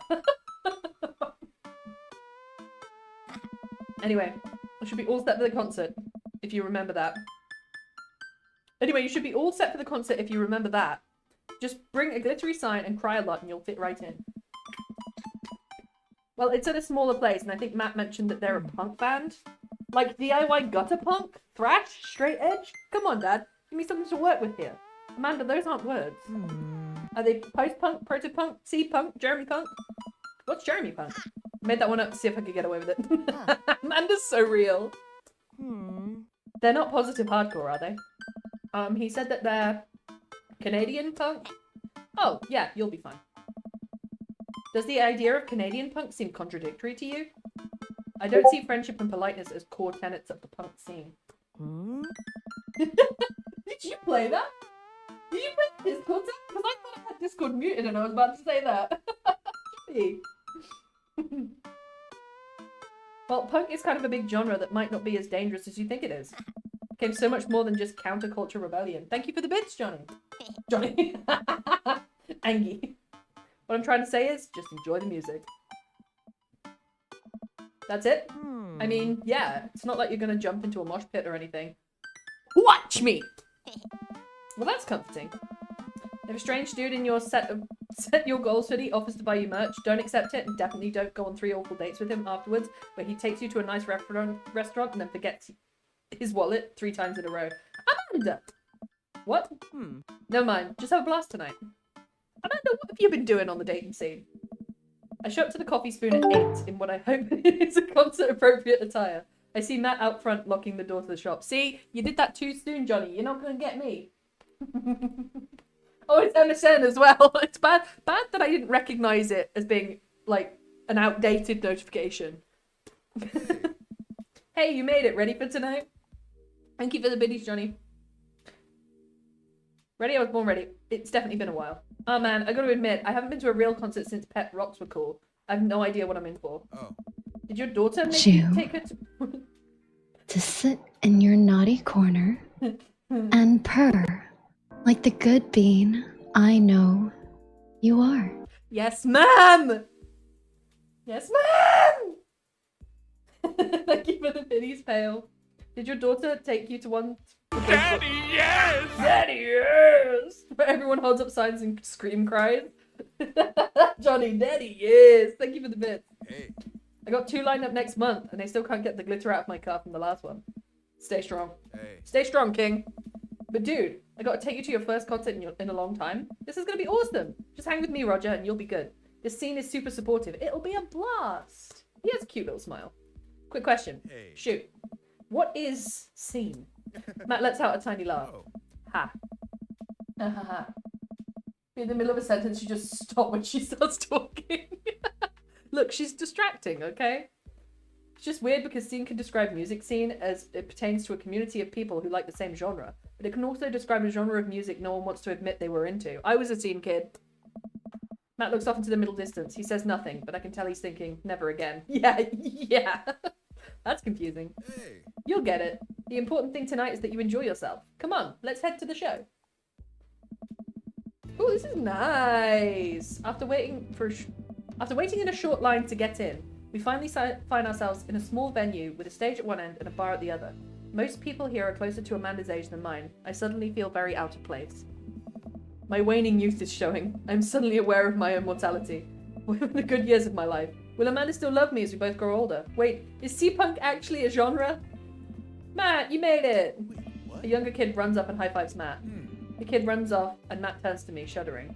I get nervous when people surprise high-five me. And you're valid for that, Matt. Me too. Hey. I'm like a small animal. Loud noises and large groups of people frighten me. Do you also enjoy curling up in a patch of sunlight to take a nap? Hey. That's my favorite thing to do. A couple of other people notice that Matt's in the crowd and yell, hey, as well. Oh. Matt waves and hugs a couple people. He seems really in his element here. Hey. Yeah. He's such a social guy, and I don't know if I vibe with that. I'd rather be wrestling with Hugo. Matt turns his attention back to me. I'm so afraid of all these people. Oh. Let's grab a beer. Matt and I line up at the bar in the back where a couple of older concert goers hang out. A couple more people notice Matt and tip their drinks at him. Hi, Cosmo. Cosmo, did you just eat a piece of concrete? Why you do this? Hi. Do you need hugs? Has it been too long? Sorry, the dog's calling me for hugs. Hi. Hey, baby. Should I get you some dinner in a minute? Yeah. In a minute. I've got half an hour, then we're gonna have dinner together. Yeah. Yeah, sound good? Okay, good. Hi, Cosmo. No, Cosmo, there's no way to get fiber. Don't do that. Matt and I line up the bar in the back where a couple of older cunts to go and hang out. A couple more people notice Matt and tip the drinks at him. Seems like you're a popular guy out here. Hey.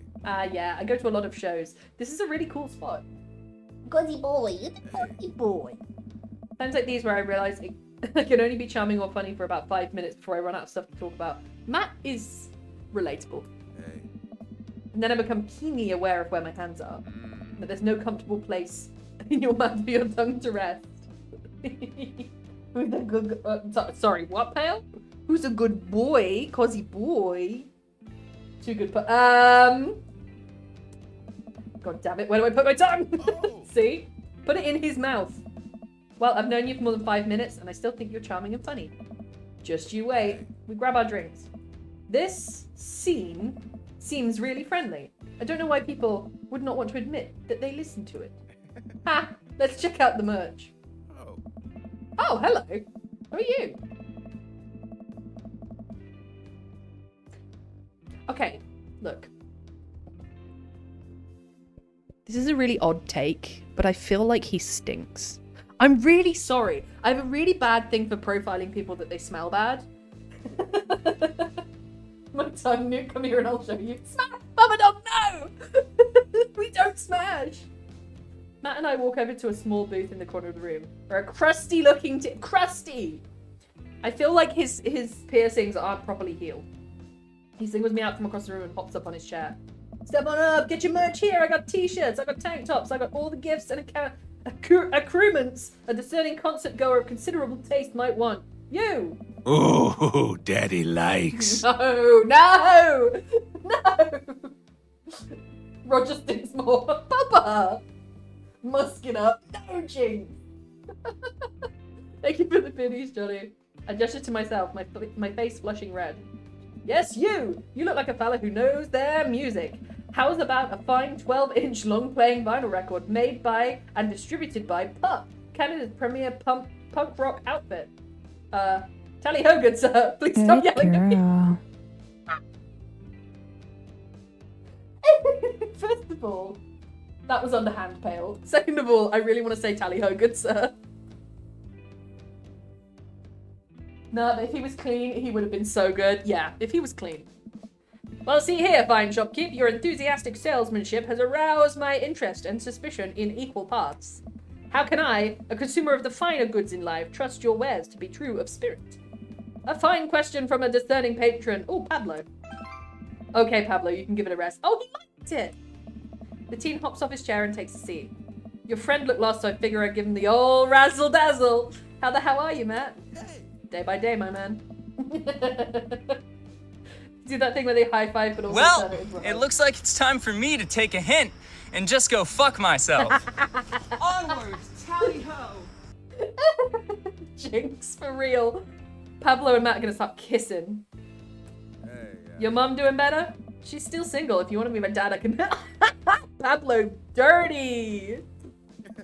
And have to deal with you every single day? Fair enough. Who's your bud? That's Roger. I thought I'd bring out a concert pal. Pablo leans close to Matt. I'm giving them bombastic side-eye right now. Is Roger cool? Matt eyes me. I eye him back. He cracks a smile. Where the hell is this conversation going? Right? What the hell is happening in front of me right now? Yeah. Pablo brings me in for a bro hug. Johnny, thank you so much for those bits. That was nowhere near as underhand as I can get. No, Pale? Just imagine the possibilities. Of what? Would you go and fuck yourself? I'm right here, unfucked. Status, unfucked. Me! I'm not sure what to say, but give the courtesy of 2 pats on the back, as a customary in our society for people you don't know super well, but still want to be friendly to. Hey. Pablo's a total card. Kid plays the hell out of a bass. Yeah, man. When are we starting our Witch House band? Oh. You know, I'm out of the game. Do you smell it? That smell. The kind of smelly smell. The smelly smell that smells. Smelly. That's what went through my brain verbatim when I saw Pablo for the first time. Schmelly. Thank you for those bits. You're such a good girl. Pale, the full government. Don't bring my name into this. Thank you for the bits, though. It's a shame you know Vacant Veil. I'll slay once you actually start making music instead of just printing a bunch of band shirts. I'm stuttering now, Pale. We got the sickest logos. While Matt and Pablo talk, I check out the merch. These shirts are really nice. Oh. Looks like the opener's coming on. Let's get a spot up close. Hey, dude. Is it like Fall Out Boy? I don't blame you for being you, but you can't blame me for hating Oh my you. god. I can smell your hole from here. Who said that? Oh, it smells like it's yearning for something. Could it Yeah, a good perchance wash. be me? Matt and I walk over to the stage where a crowd begins to form. The band walks on stage and pick up a variety of strange instruments. Is that a harpsichord? The lead singer addresses the crowd. He has a mandolin slung behind his back. Oh, I'm gonna be sick. Hey, what's up, everybody? We're Jonathan Jones and the Speakeasy Choir. Ooh! My name's Daniel. Let's start the show. Oh no, these guys. What? Without time to respond, the band starts playing the most cacophonous noise I've ever heard. What is this? Matt doesn't say anything. He just hands me earplugs. Thanks! I put the earplugs in. Whatever the hell is assaulting my ears gets a lot quieter. For a band this bad, they sure do seem to be having fun. I guess that's what really matters. Hey. Jesus, did that cellist just break his bow in half? I don't get this. The only noise you will make is moans. Don't know what you mean. The set seems to go on forever. There's no breaks in the songs, and I think one of the band members' jobs is specifically just to burn poetry on stage. I turn to Good Matt girl. and try to start a Come to conversation. mommy. wait And a minute. You need a good spanking. That one's worse for me. Which means it's better for you. But it's worse for me because it sounds like an older woman. Thank you for the bit. So you go to a lot of concerts out here, huh? What? Ask again. I'm touching myself tonight. Why did she moan like that? Oh, Johnny. Thank you for this bit. I know. So you go to a lot of concerts out here, huh? What? So you... yeah. Matt turns his attention back to the show. He can't hear me, so I just stop and try to enjoy the music. Okay, no, this is impossible. How long have they been playing the same song? 10 minutes? 20? A year? Eventually, the set ends, but only after the drummer sprains his ankle during his saxophone solo. They promised it was part of the act and he was carried off stage, crying. Matt and I both pull our earplugs out. Man, that was something. I promise PUP is much better. I just have a lot of questions that I know I'll never get the answers to. Oh yeah, he sprains his ankle at every show. They were being real about that. Was nowhere near as underhand as I can get. Oh yeah, pal? Let's grab another beer. Matt and I work our way out of the crowd and back to the bar. More and more people file into the concert space as it gets closer to the main act. It's kind of getting crowded in here. We grab our beers and I follow Matt back to our spot. There are so many people that I'm having a hard time keeping up. As I work my way through the throngs of excited concert goers, I realize I've lost Matt entirely. I stop and look around, seeing nothing but a sea of hip 20-somethings. Am I the only one getting a boner right now? Am I? I mean, I know I'm getting the biggest. Jeez. Thank you for those biddies. God damn. Fuck, I can't even spell my wrist right, especially. It's okay. I know what you meant. How am I ever going to find Matt here? Where's the exit? Are there even exits? What if I'm trapped in this building forever? Am I going to see my daughter ever again? What if this terrible band gets back on stage? What if... Suddenly a hand reaches out to grab me. It's Matt. Oh. Almost lost you, buddy. Whew, I got really nervous for a second there. Hey. You and me both, dude. He takes my hand and leads me back towards the stage. I can feel myself blushing a little. You belong to... Your ass belongs to Hugo. We finally settle back into our spot and wait for the band to start. Busy place, huh? Hey, Yeah, PUP really brings out a crowd. So, you go to concerts a lot? Hey. Oh yeah, it's one of my absolute favorite things in the world. I think it's one thing to listen to music and connect with it. When you're in a room full of people connecting with the music in the same way that you are, that's magic. I suddenly had the urge to pee. Curse this tiny dad bladder. Oh, Cosmo, what's the matter? I've never heard it put that way. That room is really beautiful. Cosmo's head just rose out of the corner of my laptop. Do you want some attention? Hi. Hi. Hi. That's my shoe. You can't eat that. Don't eat my shoe. Give me a woof. Say woof. Woof. Woof. Woof. Give me a woof. Woof. Give me a bark. Good boy. You're a good boy. Oh, I smell bitch in here. She's touching me. I'm not touching you. You're touching me. I am, yeah. Thank you, Johnny and Jinx, for those bits.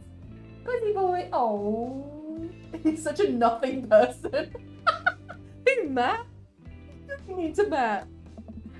Also, I have to pee. Hurry up, man. They're about to go on.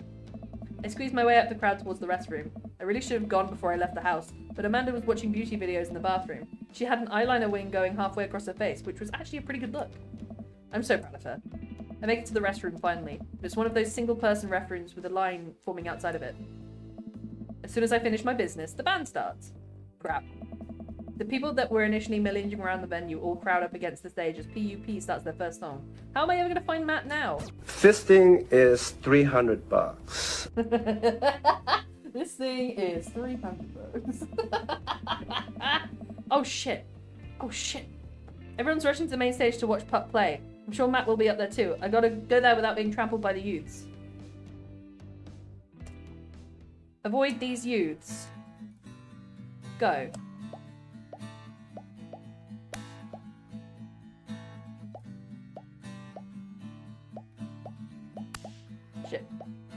so it doesn't matter if you get hit, The really. game where you should have been hearing a licensed tune.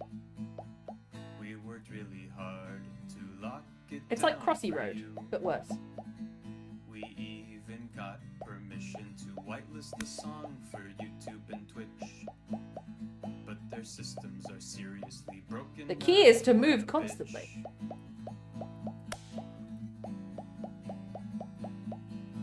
So we added the song that you're listening to right now.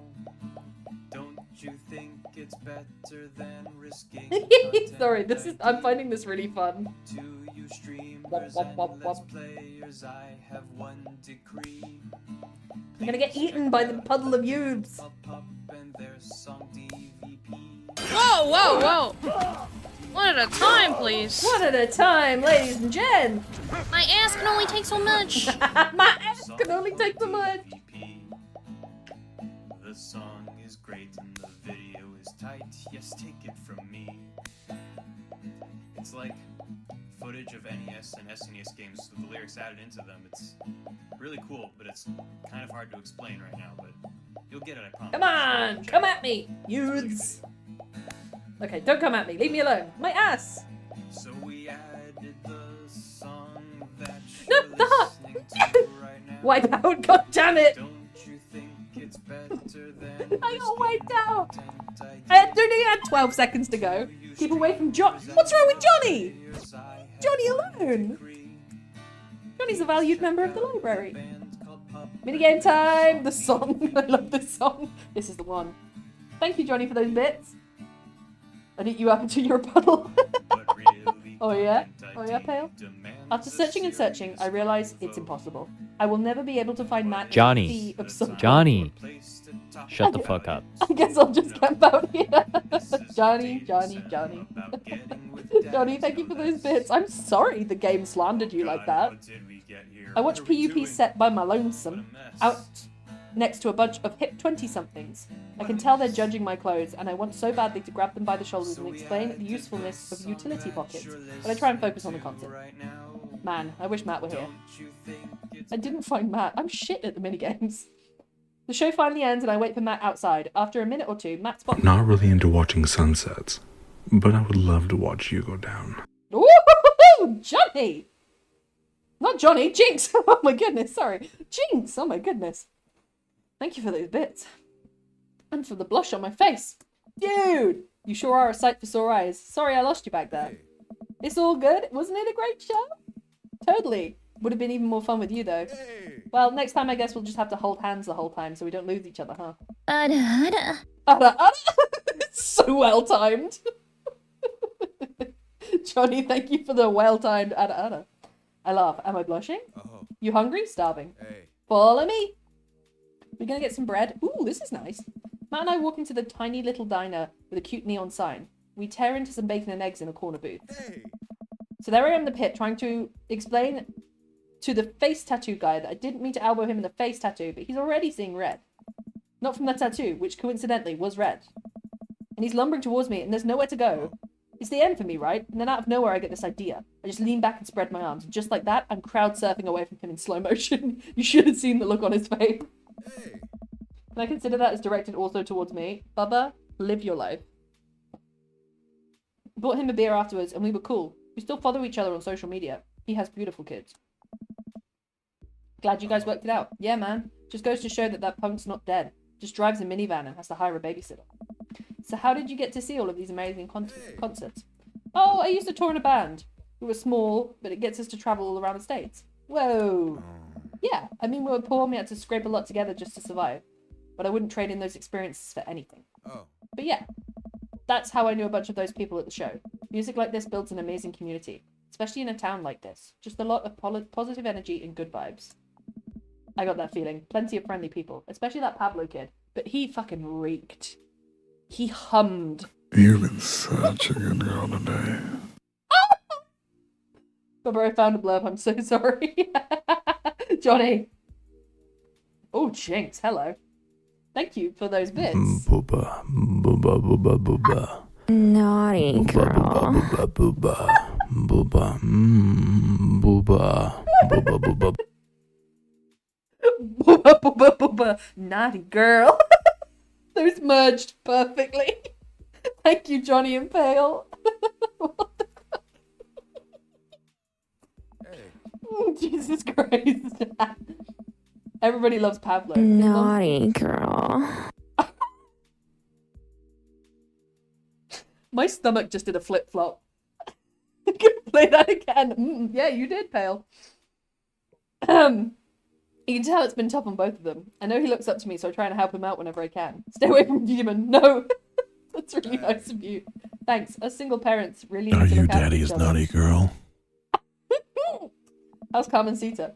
She said she wants to learn the drums. Ooh, Pale. Thank you. I mean, ooh, Daddy. Thank you. Wait, no. Wait. Notice your voice, okay? No?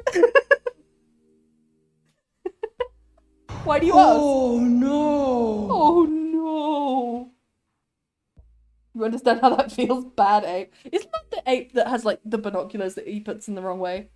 Oh no! I don't think Newt is okay. I don't think she is either. Johnny, thank you for those bits. It will be loud and I'll need to take a lot of aspirin, but I'll manage. I can't really blame her.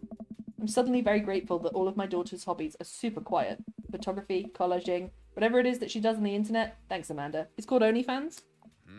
I'm trying to be supportive of Carmencita's rebellious phase, but I guess that kind of defeats the purpose of it, doesn't it? I think it would be a good daddy-daughter activity to find something to rebel against together. Like what? Fashion, consumerism, big budget remakes of foreign films. Consumerism. It might feel a bit better under my personal and direct care. I can be very personal and direct too. I mean, why do we gotta get up early the day after Thanksgiving and line up to buy things? Why can't we, like, share things? Comrade, you're speaking of dangerous things here. Comrade.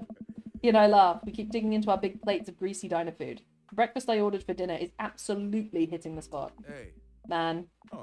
Being a single dad is rough sometimes. It's a lonely feeling. I understand that all too well. I mean, at least we have the rest of the dads to talk to. Yeah, I don't know. You are my good little slut baby girl. Made me immediately fall on my knees by hearing my name in such a deep voice. What? Bubba, bubba, bubba. Now they hurt. I will sue. Why don't you demonstrate? Anyway, stream's wrapping up now. Thank you, Jinx, for those biddies. I get really nervous sometimes talking to people. Matt gets nervous talking to people, but he's so cool. It's literally his one personality trait. What is that? You're such a good girl. Jinx, where did you find that? That's me and Hugo. I've never really considered myself an extrovert and never really considered myself an introvert.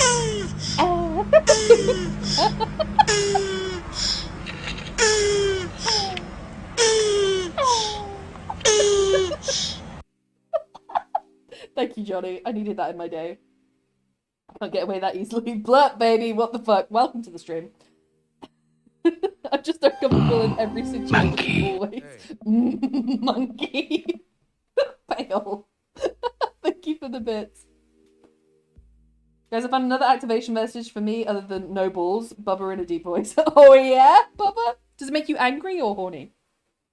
Ah, you're fine. You're actually really easy to talk to, you know that? I smile. Matt and I spend the rest of the night trading daughter stories. Turns out our kids are a lot alike. We finish our late night dinners and head out. We walk back to the cul-de-sac, back to our respective houses. Tonight was a blast, man. Loved it, although I'm probably going to feel it in my knees in the morning. Ha, you and me both. I don't usually like going to these things alone. It was really cool to have you there with me. I'm glad. Alright, I'm calling it quits for the night. Stay cool, man. Stay cool, cheese slice. He called me cool. Matt called me cool. That's sweet. Instagram Reels and I'm hearing that. Lady Magora, in all fairness, you did choose to press the follow button, so that's on you. You're such a good girl. You know that?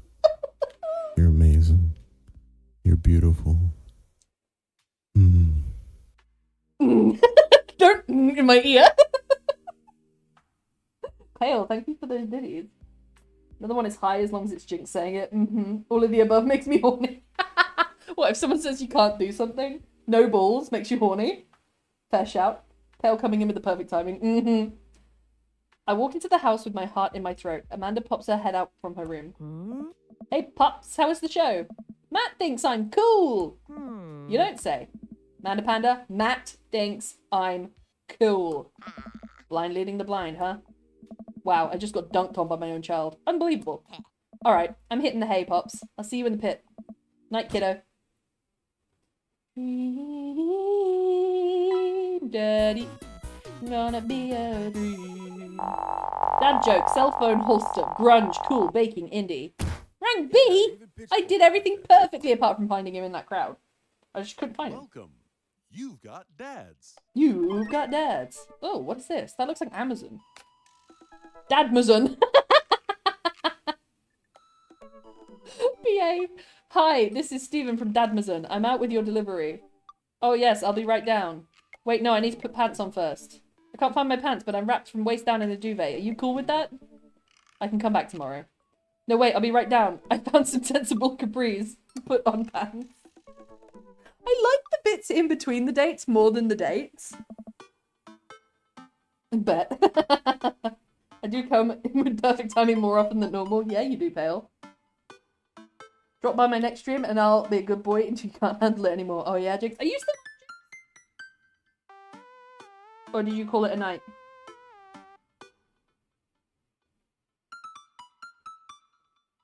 I thought you'd still be on. I was going to raid you. Oh, I got a package. Wonder what it is. Oh, I bet it's that package of socks I ordered. I open up the box and start pulling the packing peanuts out. Man, these socks reek. Okay, that's definitely not socks. It's... butterflies. Did he send me butterflies? Don't always know if makes me horny makes sense, but I always am. That's okay, Bubba. You can always be horny. Wrapped it up and came to a natural stop point. Oh, good, Jinx. Well, I'm sorry we couldn't raid you, but we're doing an unofficial raid. If you don't follow Jinx, go follow Jinx. We love Jinx. Okay, blah. Jinx in my memories, after all. Remote control devices. Need to think them up for already. Oh boy. I almost don't even want to know what Amanda was planning on doing with these. Hey, Amanda, your box of dead butterflies is here. What's up? Are you sacrificing them? What? You ordered butterflies? You can order dead butterflies online? Wait, so these aren't yours? It's clearly from your boy. I'm definitely ordering some right now. Okay, love you. Hey! Thank you, Lady Magora, for doing the shout out. Damn, I have a huge erection right now. I take a look at the box again. Oh, this is addressed to Damien's house. Bring the box to Damien, give the box to Amanda. We steal his butterflies. I should take it over to him. I jog over to Damien's house with the box. I pull back his door knocker, but suddenly the door opens. Mr. Noose, to what do I owe the pleasure? Whoa, how did you know I was about to knock? I don't know. I was watching you outside of my window and masturbating furiously. Oh, okay. Anyways, I think this got delivered to my house by mistake. Ooh, hello. I hand him the box and his face lights up. What a wonderful surprise. I was just about to send a strongly worded letter to the courier service about this. Many thanks. Not to pry, but what are you going to do with those butterflies? Would you like to see? Alarm bells ring in my head. This is how you die, Roger Newton. Sure. Damien leads me into his study, where he set up some sort of workstation. Above his desk is a wall of pinned butterflies, moths, and beetles. I thought this was the library. Oh, wow, that's really something, Damien. I'm into it. I'm quite proud of my little collection. You do all of this yourself? Of course. I find it rather relaxing. How do you... It's simple. Here, let me show you. These aren't ready quite yet. They'll need to be rehydrated overnight, so they're easier to work with. I have some over here that are ready to pin. Damien takes a seat at his desk while I hover behind him. He picks up a little triangular paper package and snips off the edges. He pulls out an all-black butterfly and shows it to me. I'm rather excited about this one. It's a turquoise swallowtail. He's a lepidopterist. Yes, he is! He gently opens the wings, spreading the butterfly out on the table. The backs of his wings are a gorgeous iridescent green colour.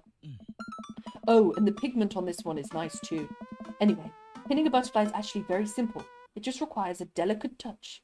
First I'll put the pin through the thorax. Cosmo, did you just lick my foot? You good? Vivian slides a pin through the middle of the butterfly. You don't put it Tuesday through work the for middle. you? Or are you gonna be too busy this week masturbating to old pictures of yourself? Does Tuesday work for you? Thank you, Jinx, for the bits. Butterfly on a piece of styrofoam. He carefully arranges the antenna with forceps and begins placing paper and more pins around it. He does this so effortlessly that it's almost... When you're a vampire, you become very sexy. Very sexy. He is very sexy. I have a frame here that I think this one would look quite pretty in, but I'll need to let it sit for a couple of days until it's ready. And then what? I remove all the pins and put it on display with the others. Take a closer look at Damien's collection. One with bright blue wings keeps drawing my eye. This one's so pretty. Damien takes it off the wall. Ah, yes, that's a blue Morpho, one of my favourites too. He hands the small frame to me. Here, I think this would look lovely in your home. Oh! Hiya, Lana. How you doing? Excuse me, but I'm a fuck-mothering vampire. Bad girl. He's merged so well. He's a mother-fucking vampire if you think about it. Thank you for the bits, Jinx. He gave me a butterfly. I couldn't take this. I insist. Believe me, I have more than enough. Thank you. If you ever have an interest in pinning some insects yourself, you know where to find me. I know how to do it. I think I'll leave that up to you. I feel like I'll probably break them in half with my butterfingers. Nonsense. You have beautiful, steady hands. You would make a fine taxidermist. Damien. Am I blushing? Damien walks me to the door and gives me a warm smile as I leave. I blurt over Alucard. Well, nice knowing you all. Fail. I'm alright, just finished translating for today and I'm tired of typing and decided to come here and type more. Well, you're very welcome in, Lana. And then all of a sudden these schmucks kicked in my door. One of them yelled out, "Get on your knees!" And I responded with, "I'm not your mother last night." Can't get a word in. Thank you for those bits to Jinx, Johnny, and Pale all at the same time. Pale, you did it again. Do take care of yourself, Roger. Thanks for allowing me to share my odd little hobby with you. Welcome. You've got that. I'm probably gonna wrap it up here for today, guys, because we did get our end game with Hugo. We went on a few dates. Fuck Joseph, fuck Brian, fuck Robert. You done goofed. I'm very much on the left side of the map here with these four. That's right, it's a blast from your past with that sass and lolly ass. In my ass.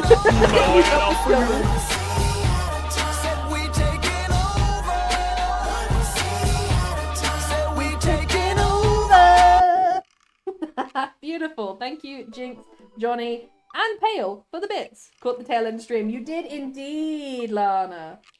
This is our Friday stream. Well, was our Friday stream where we play a variety of different games. It's called Random Game Friday. And it's been lovely. We've been playing Dream Daddy. We started it on Valentine's Day because it was the closest thing I could find to a Valentine's game. On Mondays, we do Minecraft on my own server. On Wednesdays, we do Overwatch. On Thursdays, we do a writing club. And on Fridays, we do a random game. Oh, wow. Brilliant, Lana. That sounds amazing. Ooh, let's go and raid Nerdarine. So in other words, Miss Vanwinkle, check your privilege.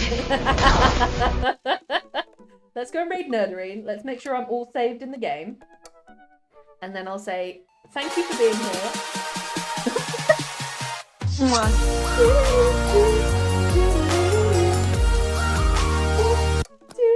Did you see the one with the guy from The Walking Dead?